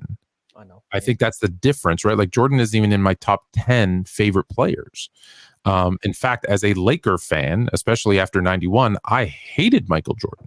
I jokingly said in the 90s, he's the one that paid some doctor to inject Magic with HIV. That's just to get him out of the way, because Magic would be the GOAT if that didn't happen. So that's why I think I look at it from a different perspective. And that's why I even say when I look at everything, day one until last day, regular season, playoffs, everything, good and bad, statistics, advanced statistics and tangibles. But I look at every single aspect. And when I say, if Jordan is 100, right? Like, not that he's perfect, but if Jordan was 100 on the scale and that's why he's 1 for me, LeBron's like 99.9999997. Like, it's fraction. Even if you look at, like, the best thing to do, go look at the advanced statistics, not to make a decision, but go look at the differences in their advanced stats, and you'll see it's not like a big difference. It's 0.01, 0.03 in certain categories. That's how I see it. It's that close. That's why it's a debate. Just because it's that close. So I see what you're saying. Most people don't. They think he played 6 seasons and whatever. Okay, 6-0, and that's their only argument. Those guys are casuals, bro. Those people aren't having this conversation. And I will say, dude, it makes sense. That makes sense. Jordan credit too. That the 95 series against Orlando, he didn't play bad. Again, I wanted 31, 6-3, 47% from the field, 79 free throw. Like, I mean, it wasn't his best, but he still played, compared to every other player, a good series. Which one? Sorry, which one are you talking about? I missed when he lost to the Magic. Yeah, but if we define it the way we define things today, he choked, and he choked. Yeah. But I'm gonna use the same thing with LeBron. Like, LeBron had plenty of series where he played great and they lost. Yeah, hold on. I want Teddy to tell me how Jordan had 3-pointers his whole career, so it's no excuse that he didn't shoot them. So I can tell him what really happened in basketball. Yes, go ahead. No, I get that 3-pointers were not the focus back then. What I'm saying is, it's not the same as saying that they weren't available for him to take. Not only well, no, because you're wrong. Because not only is it different because they weren't available to him his entire life growing up, because there wasn't a 3-point line in high school. There was only a 3-point line for about 5 seconds in certain arenas during certain games in his college career. Like, one of the seasons, some of the games had a 3-point line. So he didn't actually see a 3-point line full time in a game until he came into the NBA. In that season, teams were shooting like 5 or 6 a game.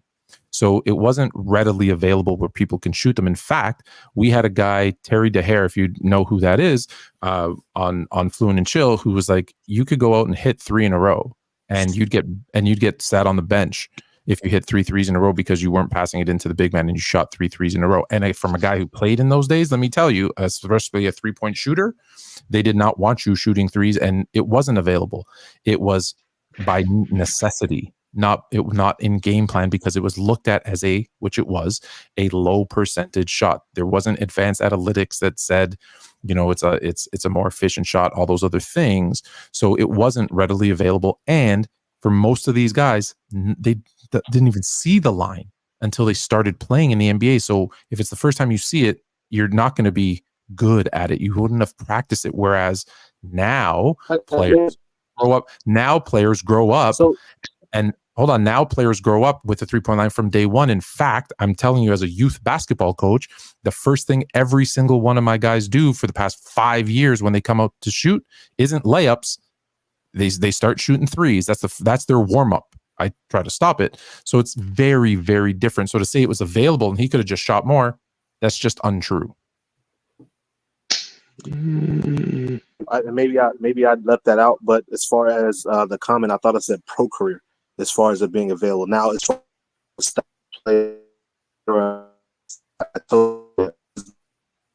you're breaking up. Hold on. Let me know. Just message when you come back in. But that's not what Jordan said, Fluent. Jordan spoke on this very specifically. Jordan's philosophy was he felt that he would lose some of his aggressiveness going to the basket, and it'd be lazy to just sit out there and shoot threes. But and I'm not going to argue with what he said. That's how he felt. But at the same time, we know how the game was played. We did not shoot threes back then. It wasn't part of the game plan. Even guys who shot, you can go back and see there was guys shooting 40% from three years in the 80s, but it wasn't oh wow, you're shooting 40% from there, you need to shoot more. No, that was never a conversation. And maybe it should have been, but it wasn't. A lot of people, Mike D'Antoni deserves a lot of credit, in terms of the 3-point revolution with 7 seconds or less, and how that really changed the theory of basketball. Throw Daryl Morey in there, how he was laughed at when he was thinking outside of the box, and with the Sloan Analytics Conference and looking at, using 2K and simulation to kind of formulate all these ideas. A lot of people might not remember Kevin McHale, who was a good NBA coach, was the Rockets coach, and Daryl Morey used to give him these booklets of analytics, and he'd throw it right in the trash. I'm not dealing with that. It's about relationships, and I know basketball, kind of so on and forth. And it's swung completely in the other direction. What I will say for Jordan, we know that he could shoot the threes based on what happened in 92.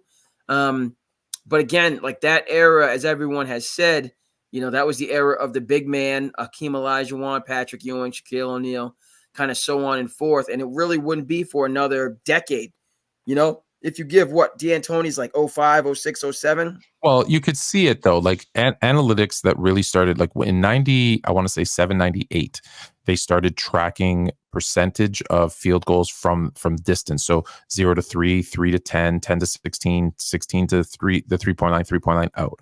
That's those analytics they started to incorporate.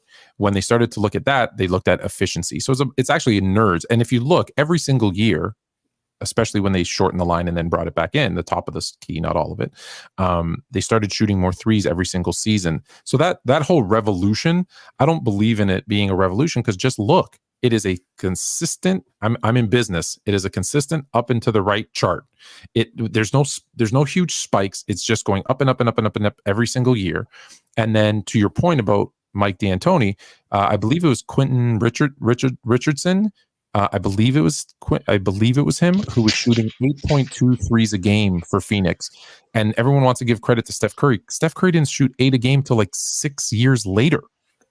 So there was a guy doing it at a high rate. The only difference was he didn't have a guy like Klay Thompson or a defender like Draymond Green, and a coach who backed him up on it, and they didn't win a title. Because I guarantee you, if the Warriors don't win a title, it doesn't, right? It's a copycat league. If they don't win, they're like, forget it. You can't win that way. Because that's what happened with Mike D'Antoni. Their offense was shooting a ton of threes. And so were the Spurs, by the way. You can go back and look at them. Do you know the only team to ever shoot the most threes in the regular season and win a title? San Antonio, 2014. Only one team did it. Oh, Golden State. Lamont, you know? I mean, the only thing that I would probably say was the most recent Golden State championship team. That's what I would guess, or Boston maybe, but I don't know. The only team to lead the league in 3-point attempts and win an NBA title in the same season was back-to-back the Houston Rockets in 94-95. It was the only team. Yeah, the numbers were a lot lower than there. But so there were teams that were shooting threes, but yeah, San Antonio, Phoenix, but Phoenix didn't win that way. So that's why people didn't copy it as much. I guarantee you, if Phoenix with Steve Nash and Q Rich and those guys, if they win a championship, everyone's running a 7-second offense. Everyone's shooting a bunch of threes way sooner. It just, they didn't win. Okay, so I hear that the internet's back up for Teddy. I don't think people realize too, real quick, how that Golden State team could have been broken up real quick because they lose. Let's say they lose 2015, right? Let's say Cavs are healthy, they lose 2015. Yep. And they lose 2016. You lose back-to-back years in the final. Yeah, Draymond might have been traded. Yeah, they're gonna make changes. Yep. A big trade. So it could have been broken up, and NBA could have looked out there. Sorry, what were you saying? Your internet, I guess, or whatever, your mic cut out.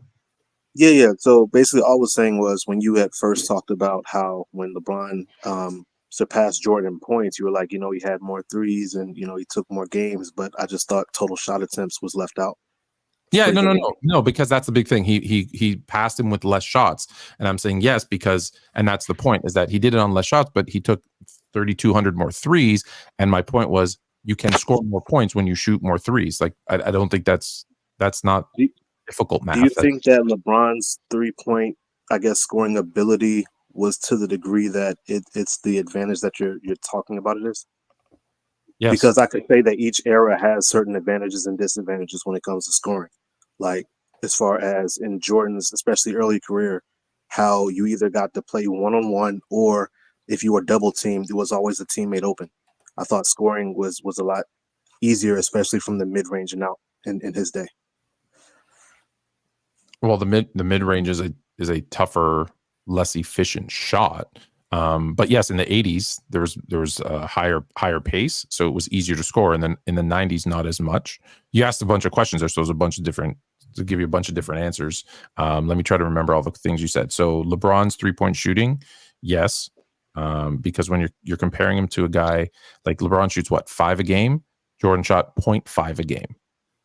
Right, so Jordan shot 1 3-pointer every other game compared to a guy that was shooting 5 a game. That is significant in scoring. Significant.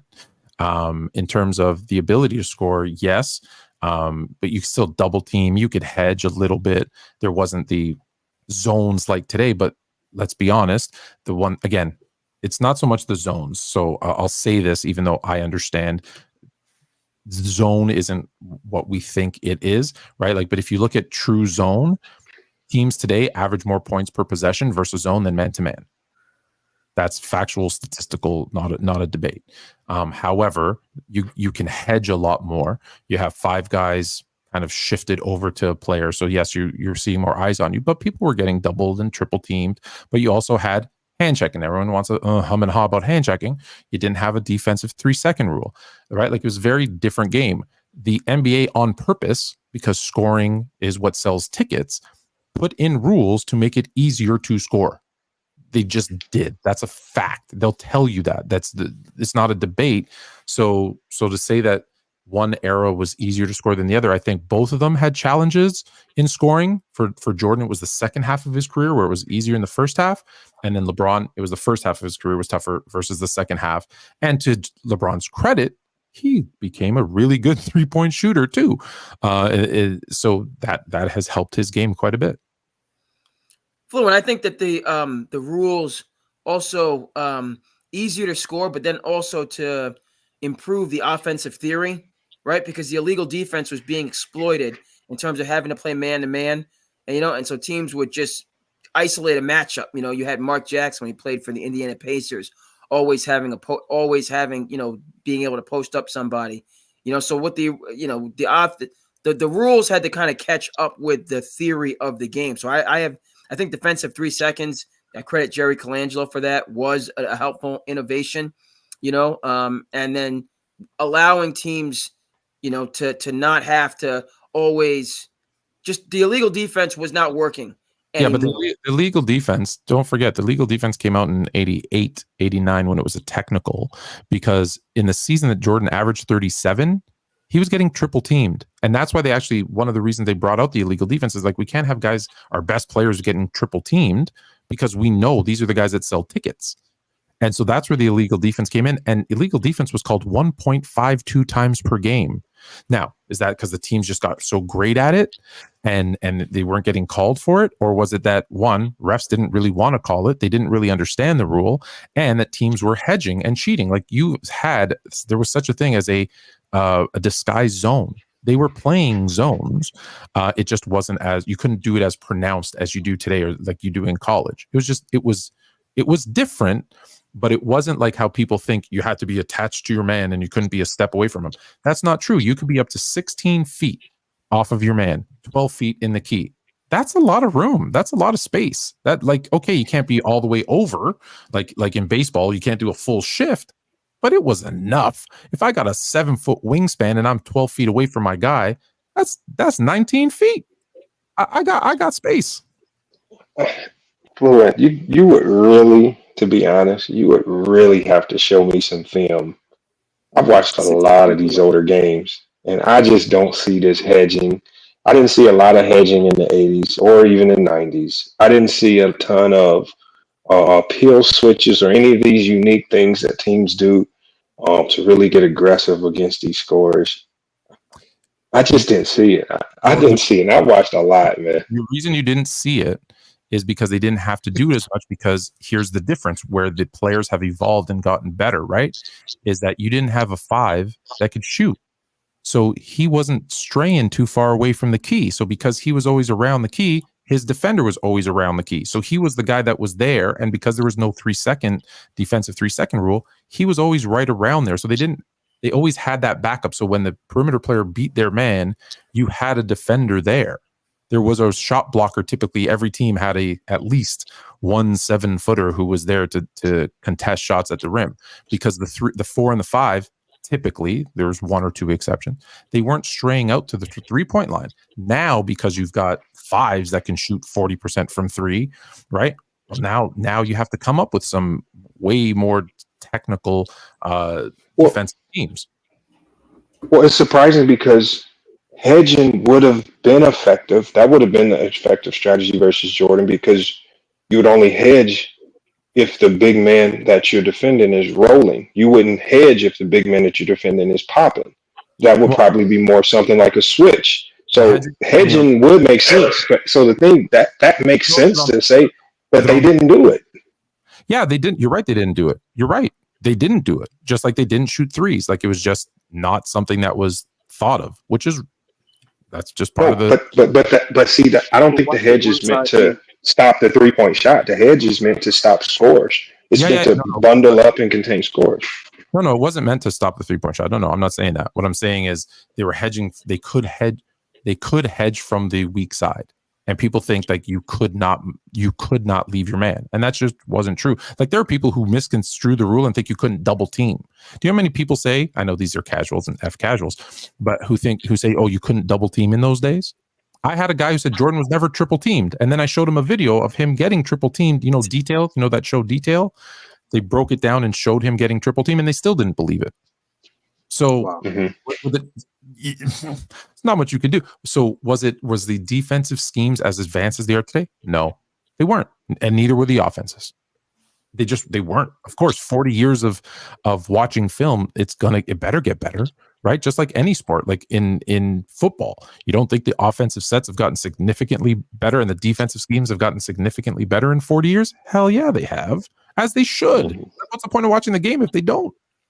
But for me, and you, because you watch a lot of film, what do you expect? Like if you look back at a game 40 years ago and expect it to look like today, yeah, you're going to be disappointed.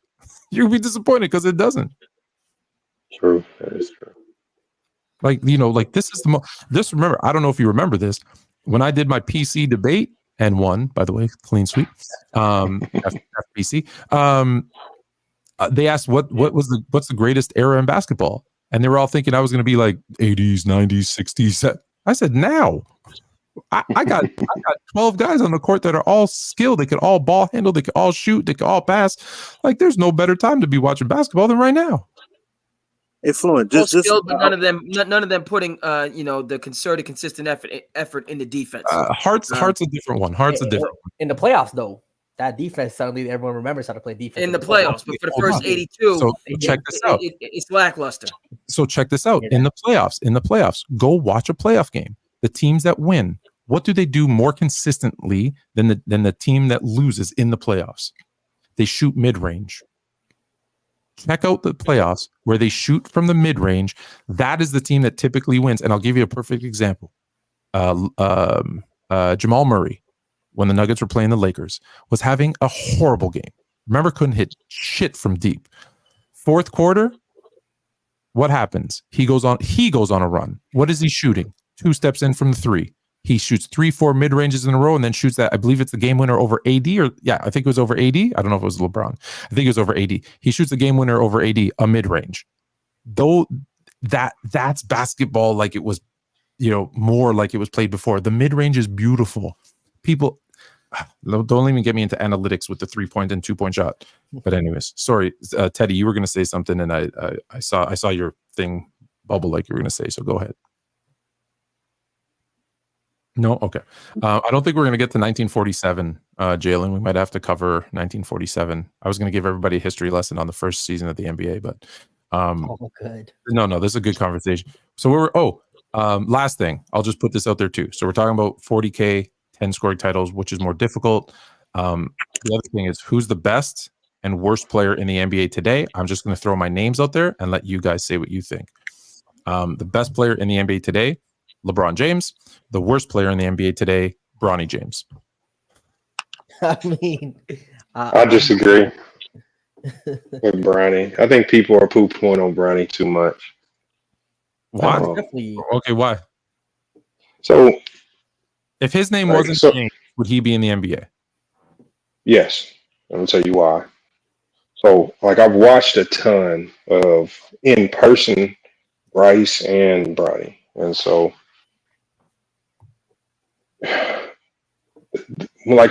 the one thing I'm picking up on with Bryce is when I'm watching him play out there with the Lakers, it doesn't look like it's, or Bronny, my bad. It doesn't look like it's talent or anything like that. And I've seen this before in a whole bunch of players. And if I'm wrong, I'll live with it. But I know I've seen it before, and I know I used to be this type of player. He's nervous. And the one thing that nerves will do to you in a basketball game, it will make you feel like you've completely forgot how to play the game of basketball. And there are some people that are built for these moments. And there's only been a handful of players in NBA history that can deal with this level of pressure and this level of notoriety and still play at a high level. And there's other players that just are not built for this level of pressure. And that's what separates a ton of guys. And that separates you being a bust like Kwame Brown or living up to the expectation and turning into a LeBron.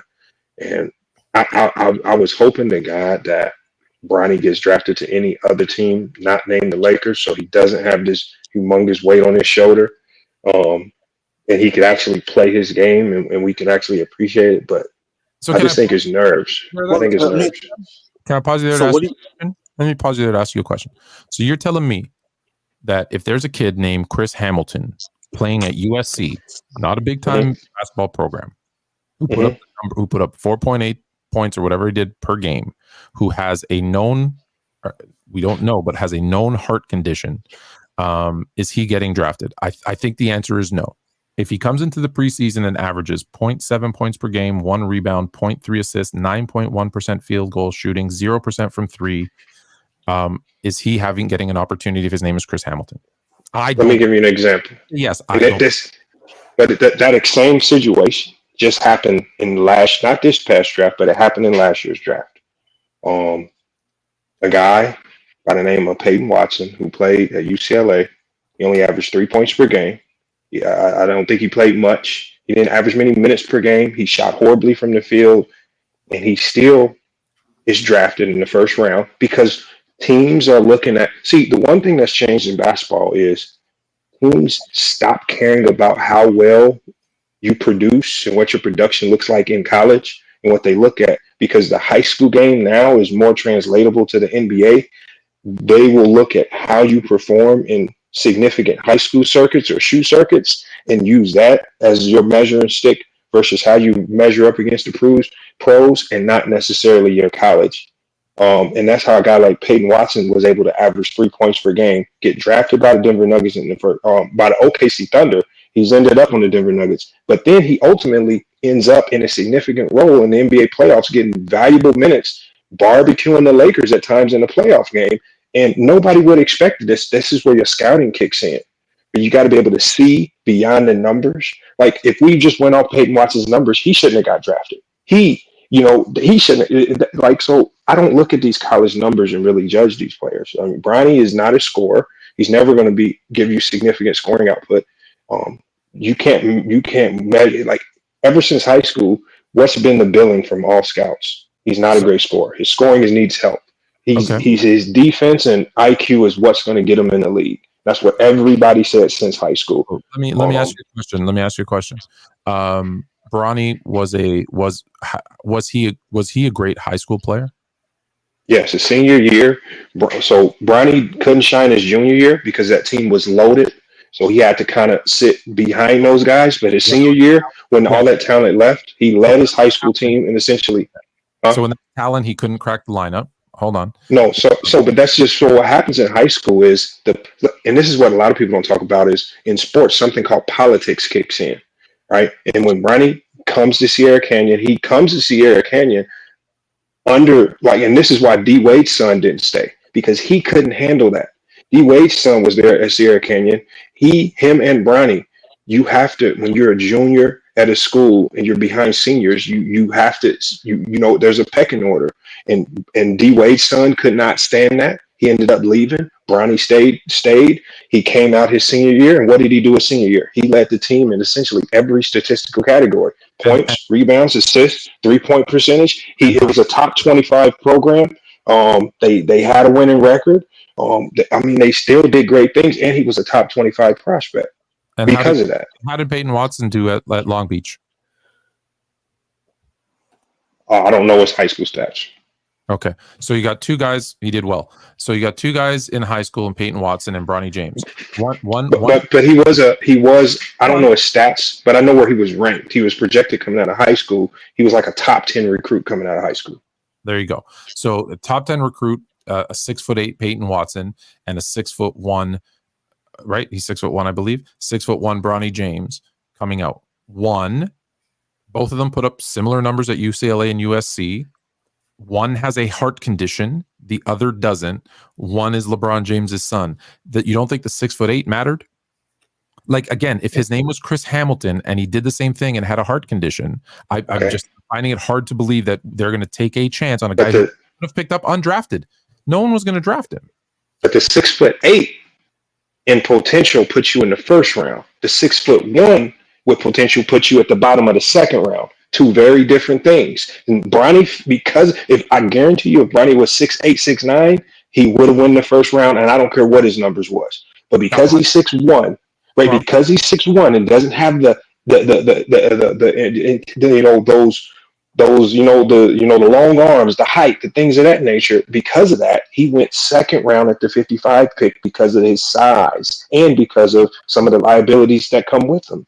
So it's not like he went first round. If he wasn't LeBron James's son playing at USC, would any of us know who he was? Yes, because of his high school resume. And the thing is, it's just like coming out of high school. Nobody knew who Peyton Watson was coming out of high school, even though he was a top 10 player in the country. That's my point. No one knew who Peyton Watson was, even though he was fans didn't know. But scouts knew about Peyton Watson. The people where it mattered most in the NBA, they knew who Peyton Watson was. That's why he got drafted, even though he only averaged 3 points a game. Okay, so if Peyton Watson was putting up these numbers in the preseason, is he going to be on the Nuggets roster come day one? Is he going to be starting to his dad for game one of the season? So in the second round, once a team, because these teams, before you even play a summer league game or a preseason game, they've worked you out a whole bunch of times. They know who you are. Their plans are already set in stone. So sometimes no matter how well you play in summer league or preseason, your destiny with that team is already etched in stone. And there were a multitude of guys this year who signed similar deals to Bronny before they played a game, right? Because the team already had big plans for them even before they've seen them play an actual game. Once their minds are made up on you, their minds, for whatever reason, whatever their reasons are, it could be marketing, it could be business, it could be maybe they could use you in 4 or 5 years, development, things like that. But let's not act like Bronny is the only guy to get a guaranteed deal drafted in the second round. Yeah, like when nobody talks about the nepotism involved with the big man who got out of Marquette that got drafted to the Phoenix Suns, where his stepdad is the GM. Yeah, we all talked about and that. He got it.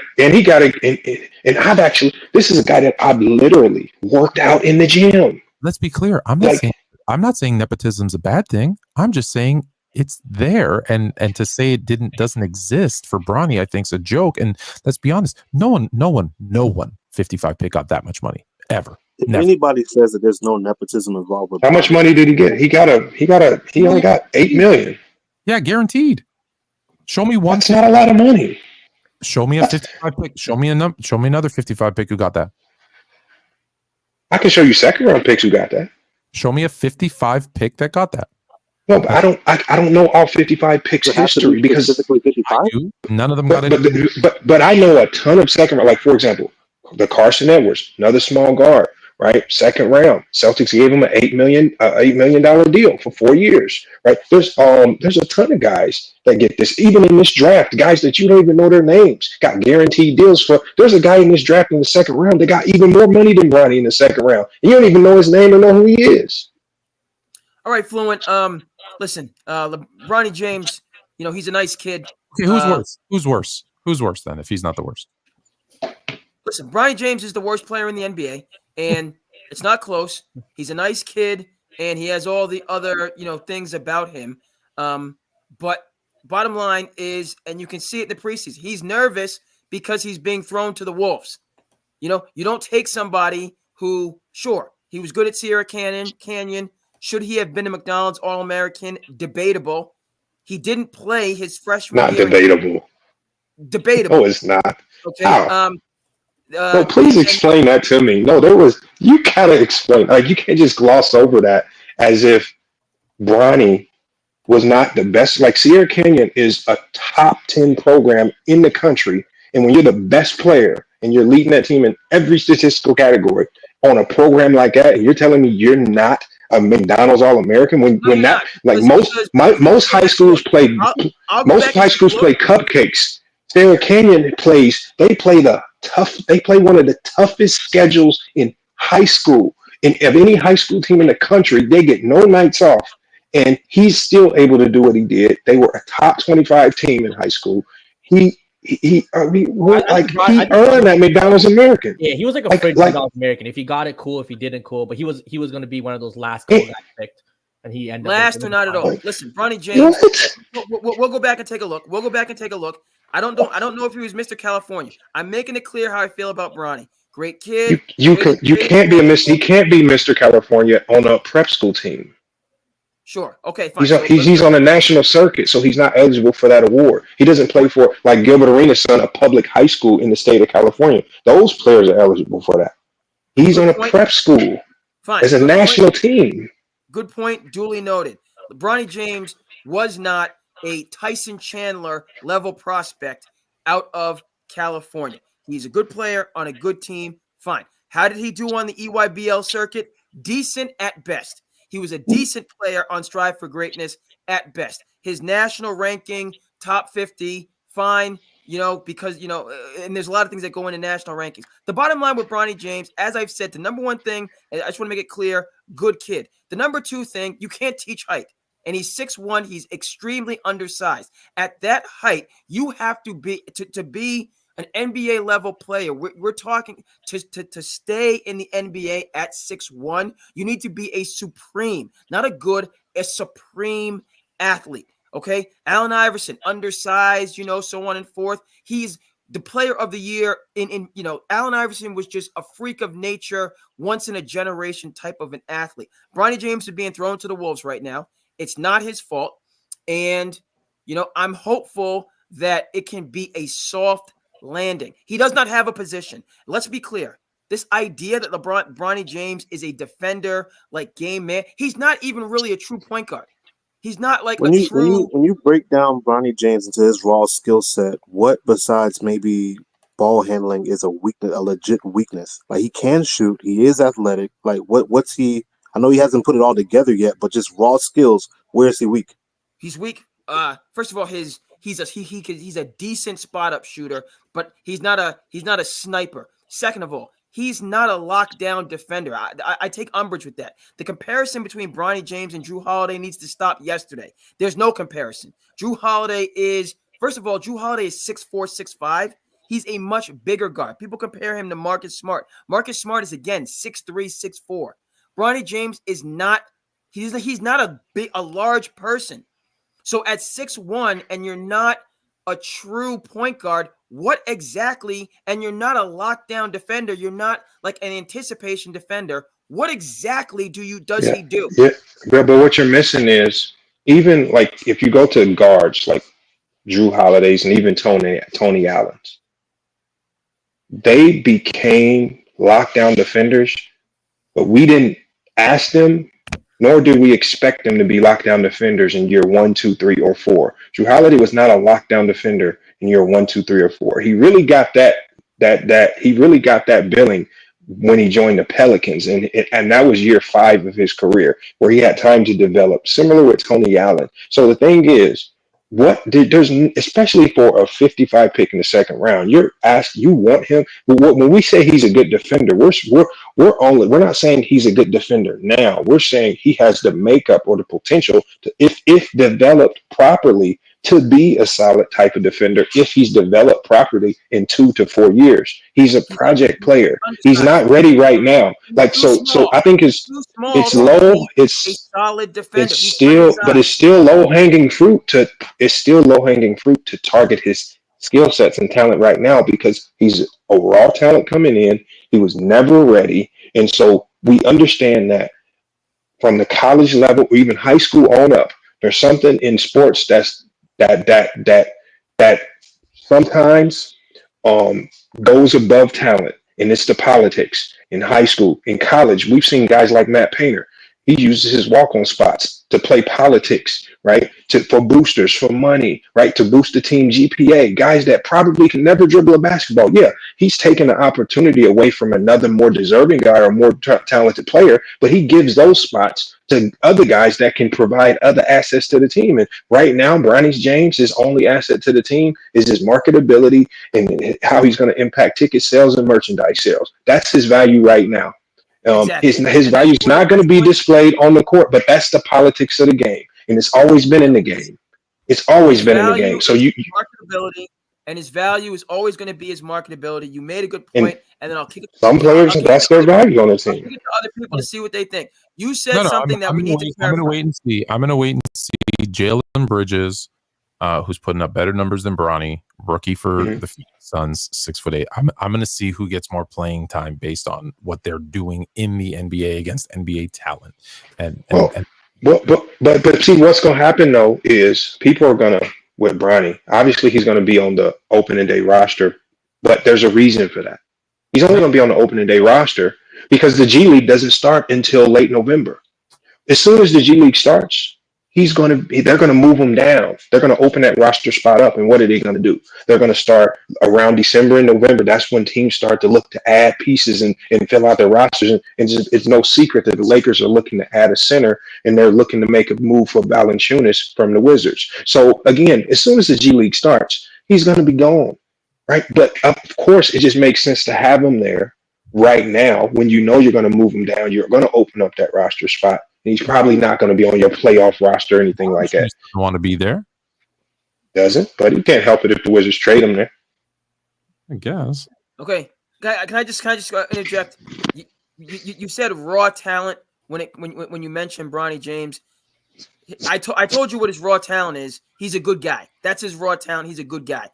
When you say raw talent, you're talking about, did Baron Davis have raw talent? Did Russell Westbrook have raw talent? Did Drew Holiday have raw talent? These are all first round picks. Yeah, exactly. When you use that language, you're talking about explosive 5-star athletes. That's No, I'm not. No, he's not, because he's a second rounder, so you got to compare him to other second rounders. Yeah, he's a second round pick. You comparing him to first round picks. Ceiling is probably like Lou Dort.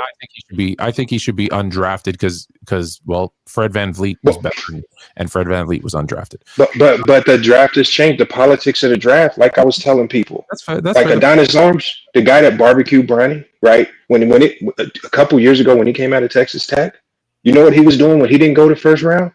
His agent picked up the phone and was calling teams saying, "Don't draft him. We have a situation set up in Denver. Please don't draft him because we have something else worked out since he didn't go in the first round." As soon as that second round hits, every player that's worth a damn is calling teams saying, "Don't draft my guy. We're working something out with a team," because now they can handpick where to go as opposed to some team drafting them because they're forced to. LeBron did the same thing with Bronny. I'm just saying, even though there's reports that the Warriors were going to do it, I don't believe it. I don't think anyone would have drafted him. They could have just signed him as a free agent. But based on that, him getting whatever he's getting, 1.5 this year, 2.95, whatever he's getting next year, it's very, very rare. Never as a 55 pick gotten it. Yes, a second rounder like a 34, 36 pick has gotten that kind of money. Not a 55 pick has gotten that kind of money. And I think what Bronny and more importantly, and I go back to this, and we always just skip right by this. If Chris Hamilton had a heart condition and passed out and missed time, I guarantee you they don't draft him just on that alone. Just on that alone, they wait. They pick him up. But could Chris Hamilton, when immediately getting drafted, sell $50 million worth of jerseys? You know what? That's my point. That's the reason. That's the reason. Last name. That's the James. That's the reason. And I said, it doesn't matter. But if me as an owner, if I know I can draft you, and walking in the door, you're going to sell 500,000 jerseys and bring in $50 million. 100%. As a second round pick, I'm drafting you. That's fine. And I'm just saying, let's just admit that's what it is, because I've even said if I was in the NBA and Fluent Junior was in college and I had the ability to say, yo, you're drafting him, I'm doing it. I'm not saying he did anything wrong. I'm just saying, let's just admit that's what it is. And you just did. So thank you. It makes it worth it to make him your project player then. Because if I know at least, because most guys who are a project player just cost teams money. At least Bronny can be a 4-year project player and was going to far be more value than with the contract. He's already made the team more money than his contract. And it's become a positive investment. And let's be very clear. I think he will become a better player learning from the people that his dad's going to pay for and the people on the Lakers staff and playing against NBA players than any college, because college, and you know this, has not become about developing players anymore.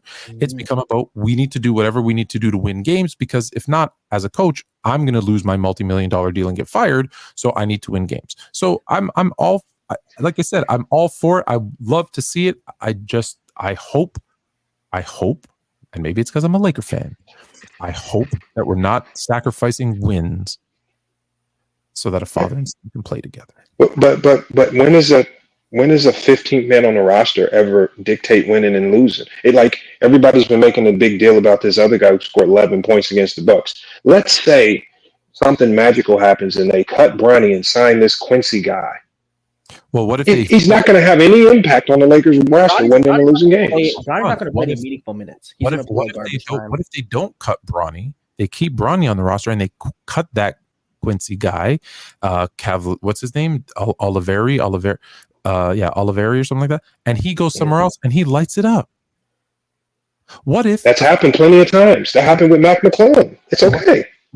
It's not okay. What if the money that they couldn't give Valanciunas in the summer because of Bronny and other things that they did, he blocks a trade there. Like LeBron opened up money to sign Valanciunas in his contract. LeBron said, "I'm opening enough money." He signed late. He left enough on the table for them to go make a move for him. Oh, So I can't say it was Bronny's contract. okay. So I think we came to agreement that Bronny's last name made him a project in the NBA rather than being a project in college. I think, I mean, like I said, if his name was Chris Hamilton, he'd be back in college. He wouldn't even enter the draft. He'd be back in college. I think he could develop a good player. I think if he was Chris Hamilton, everyone would have told him what Bronny should have done was go play another year in college just for the health issues, the other stuff. It's just like with Dan Hurley in UConn. His son, who's on the team, has a roster spot because his last name is Hurley, and it happens. And that's just the way basketball. When John Stockton got David Stockton a spot on the Utah Jazz, and he was marginal at Gonzaga, that's because the name on his jersey was Stockton. When just this year, when Eddie House got his son Jalen House an opportunity with the Celtics, that's because his last name is House, and it happens. For it, I'm all for it. In every basketball life. Do y'all see the 40th pick as comparable to the 55th, or is that a huge difference to y'all? 40 to no, that's a huge difference. You think that's a huge 40 to 55th? Yeah, I think the way you look at it is the 31 to about 42 is like the second round. Those are the lottery teams. So anything past that kind of 42, 45 ish those are all, if you go look at them, they're all projects. Almost none of them play. Like if you go back and look over the last 10 years, a 55 pick, I think 1 or 2 has ever played any even significant minutes. And I only bring it up because to your question earlier, as far as what other 55th pick has had a contract like that. The closest that I saw in my quick search was Maxwell Lewis from last year, who has pretty much an equivalent contract, but he was pick 40. Yeah. That's like the lottery of the second round. No, the 40th pick from this year, Oso Ighodaro, who got drafted to the Suns, who went to high school out here, whose stepdad works for the Phoenix Suns front office, right? Yeah. And what happened as soon as he got signed? He got a guaranteed deal. Listen, and what did you just say? What does his dad do? He's in the front office for the Phoenix Suns. The team that signed him? Yeah. Was he getting that deal if it wasn't for him? Probably not. And that's the politics of sports. See, that's the one thing people don't want to accept. Politics in sports play a major role. 100%. And it's okay. And it's okay. It's okay. I'm not saying it's not. I'm saying it's. I never once did I say it wasn't okay. Never. No. And I think me and you're on the same page. I'm more aimed towards the people that are super focused on Bronny's talent right now. And it's just like, I think you get 2 for 1 with Bronny. He has the talent where he can be a developmental player or a project player. Listen, and then he brings the instant value, which adds to your ticket sales and marketability. Forget Bronny's ability for a second. Forget it. Let's say he can't even dribble a basketball. If it brings out the best in his dad and it makes his dad's day enjoyable and he plays better because he's there with his son, I'm all for it. I'm the first one to tell you. What is his name? Costa? Is it Costa? No. Which is the Antetokounmpo brother with Giannis in Milwaukee? Is it Thanasi? Not Costa. It's the Thanasis. Yeah. So Thanasi, he doesn't provide any value in Milwaukee except he keeps his brother happy. And if I'm the Bucks, he made the NBA of his own accord. I think he did make the NBA on his own accord. Absolutely, the Knicks drafted him. Yeah, I got all that. And I'm not saying he didn't. My point is though, he's on that Bucks roster for. Let's be honest, he doesn't need to be on that roster, right? Like whether he's there or not doesn't make a difference to that team. However, it makes him happy. So I'm saying as a Laker fan, if Bronny makes Bron happy and he'll play better, I'm all for him being on the team. No problem. That's also why I think that there was smoke with that Warriors report about them getting Bronny, because I know that they were interested in LeBron as well, potentially. Well, yeah, that was. I think that was. Listen, I think the Celtics had a pick right before the Lakers too. If I was the Celtics, I would have drafted him just out of spite. But that's just me. If Danny Ainge was still with the Celtics, he would have done it. So who's okay? So let me just go around the horn since you all are here. Jalen, best player in the NBA today. Best player in the NBA today, I'm gonna go with Luka Doncic. Incorrect. Lamont. Kola Jokic. Incorrect. Andre. Jason Tatum. Not even close. That's hella long. Embiid. Oh no, he's gonna say LeBron. Oh, I've already said it. LeBron's the best player in the league today. And here's why. I'm not mad at Here's you. why. Here's why. You guys are comparing today LeBron to like 10 year ago LeBron, and you're like, oh, he's not the same dude. Don't do that. Compare him to these other guys. Tatum, for example, and I had this conversation with Chill the other day, so it's fresh in my mind because he's a Tatum guy now. And I said, overall offensively, so I'm talking scoring, passing, IQ, clutch, all that kind of stuff. Who is LeBron or Tatum? It's LeBron. It's LeBron. And in this day and age, offense is more important than defense. Defensively, Tatum might be a better defender right now, but if I need a stop and in spurts, I still think LeBron has the ability to be an elite defender in spurts where I don't think Tatum can. So he's better than him. When I look at Jokic, he's every bit of the offensive player that Jokic is, except you're adding a better defender and more athletic. So I got him over Jokic. Luka, same thing, almost the exact same scenario. Who was yours? Embiid? Yeah. Embiid. Hey, you know, I found it on, and obviously analytics played a large role in this. And I believe in the math a lot in basketball. It's just the math just never really steers you the wrong direction. And I think people have been wrong about Nikola Jokic's defense for a long time. I think he's a much better defender than what people are giving him credit for, because there are some defensive metrics that I found that for like the last 4 years put Nikola Jokic in the top 20 as a defensive player.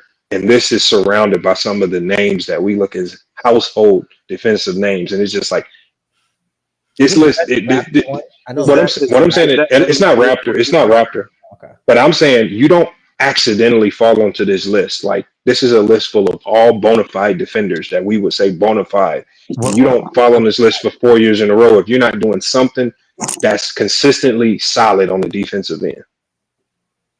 And listen, I'm not.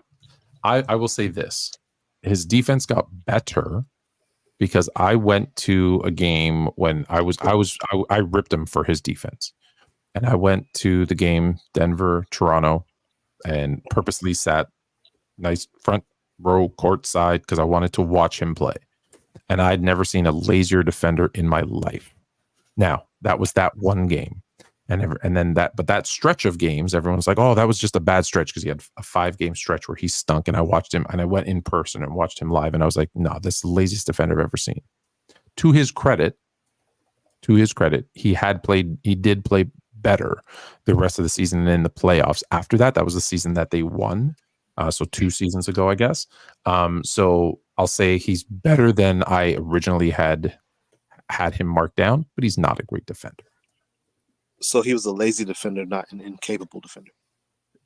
In the game that I purposely went and only watched him on the defense, like, you know how, like, I don't know how you guys watch basketball. Typically, I just watch basketball, but when there's something I want to focus on, I only look at that player and I ignore everything else. So I just watched him, and yeah, that particular game that I watched, it was a bad stretch.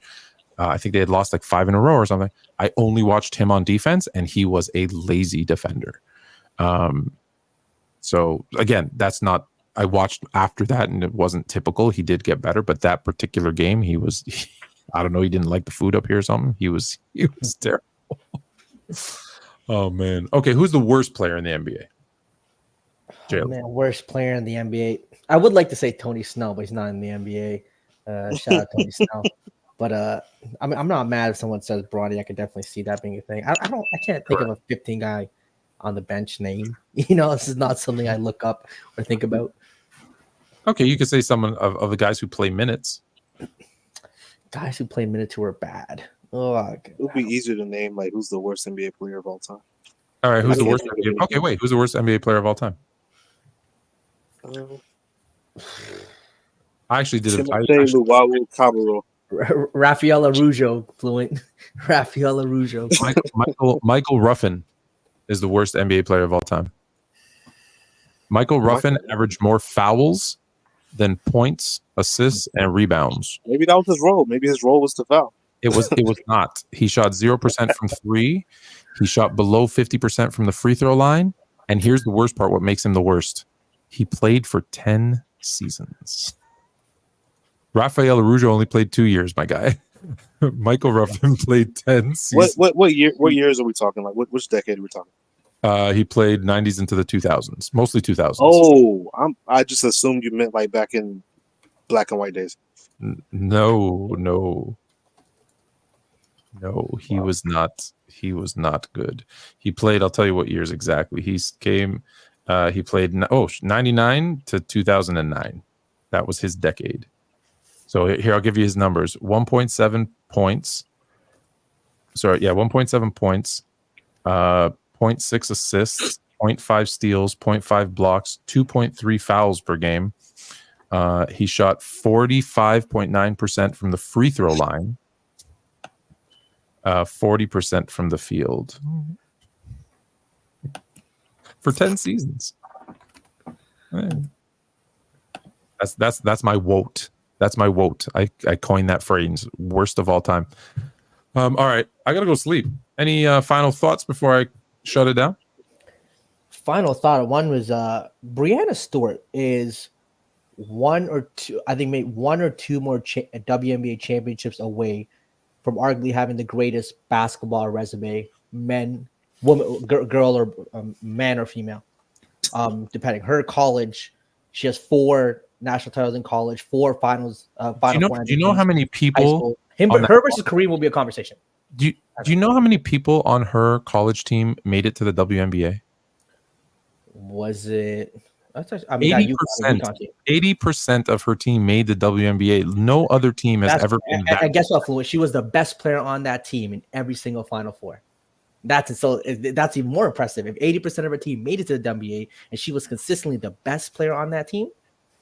Okay, how about this? How about what's the Brittany Griner said, just because I have XY chromosome doesn't make me a man. How you feel about that? Mental health is a real thing. Just because I don't have X, doesn't make me, I'm not a man. I'm so confused. What is she trying to say? Women are XX chromosome, men are XY chromosome, and she said, just because I have XY chromosome doesn't make me a man. I mean, hey. Okay, let's talk about Breanna Stewart. Okay, how about this? How come Caitlin Clark wasn't the unanimous Rookie of the Year? Because there's one voter that was a hater. One voter that was a hater. That's all I gotta say. That Brittany Griner shit just made me mad. No, but I enjoy that. Like, I think, again, you know what? Put her in the NBA. Just put her in the NBA. You want to be that so bad? Go over there and then see how you do. All right. So, Andre, you're gonna. I'll ask you in a second because you're gonna talk about St. Anthony's. But I want to share with you guys, because I was gonna do this whole thing, but we ran out of time. I'm breaking down every single NBA season, starting from the first one when it was the BAA, the Basketball Association of America, before it merged with the NBL and became the NBA.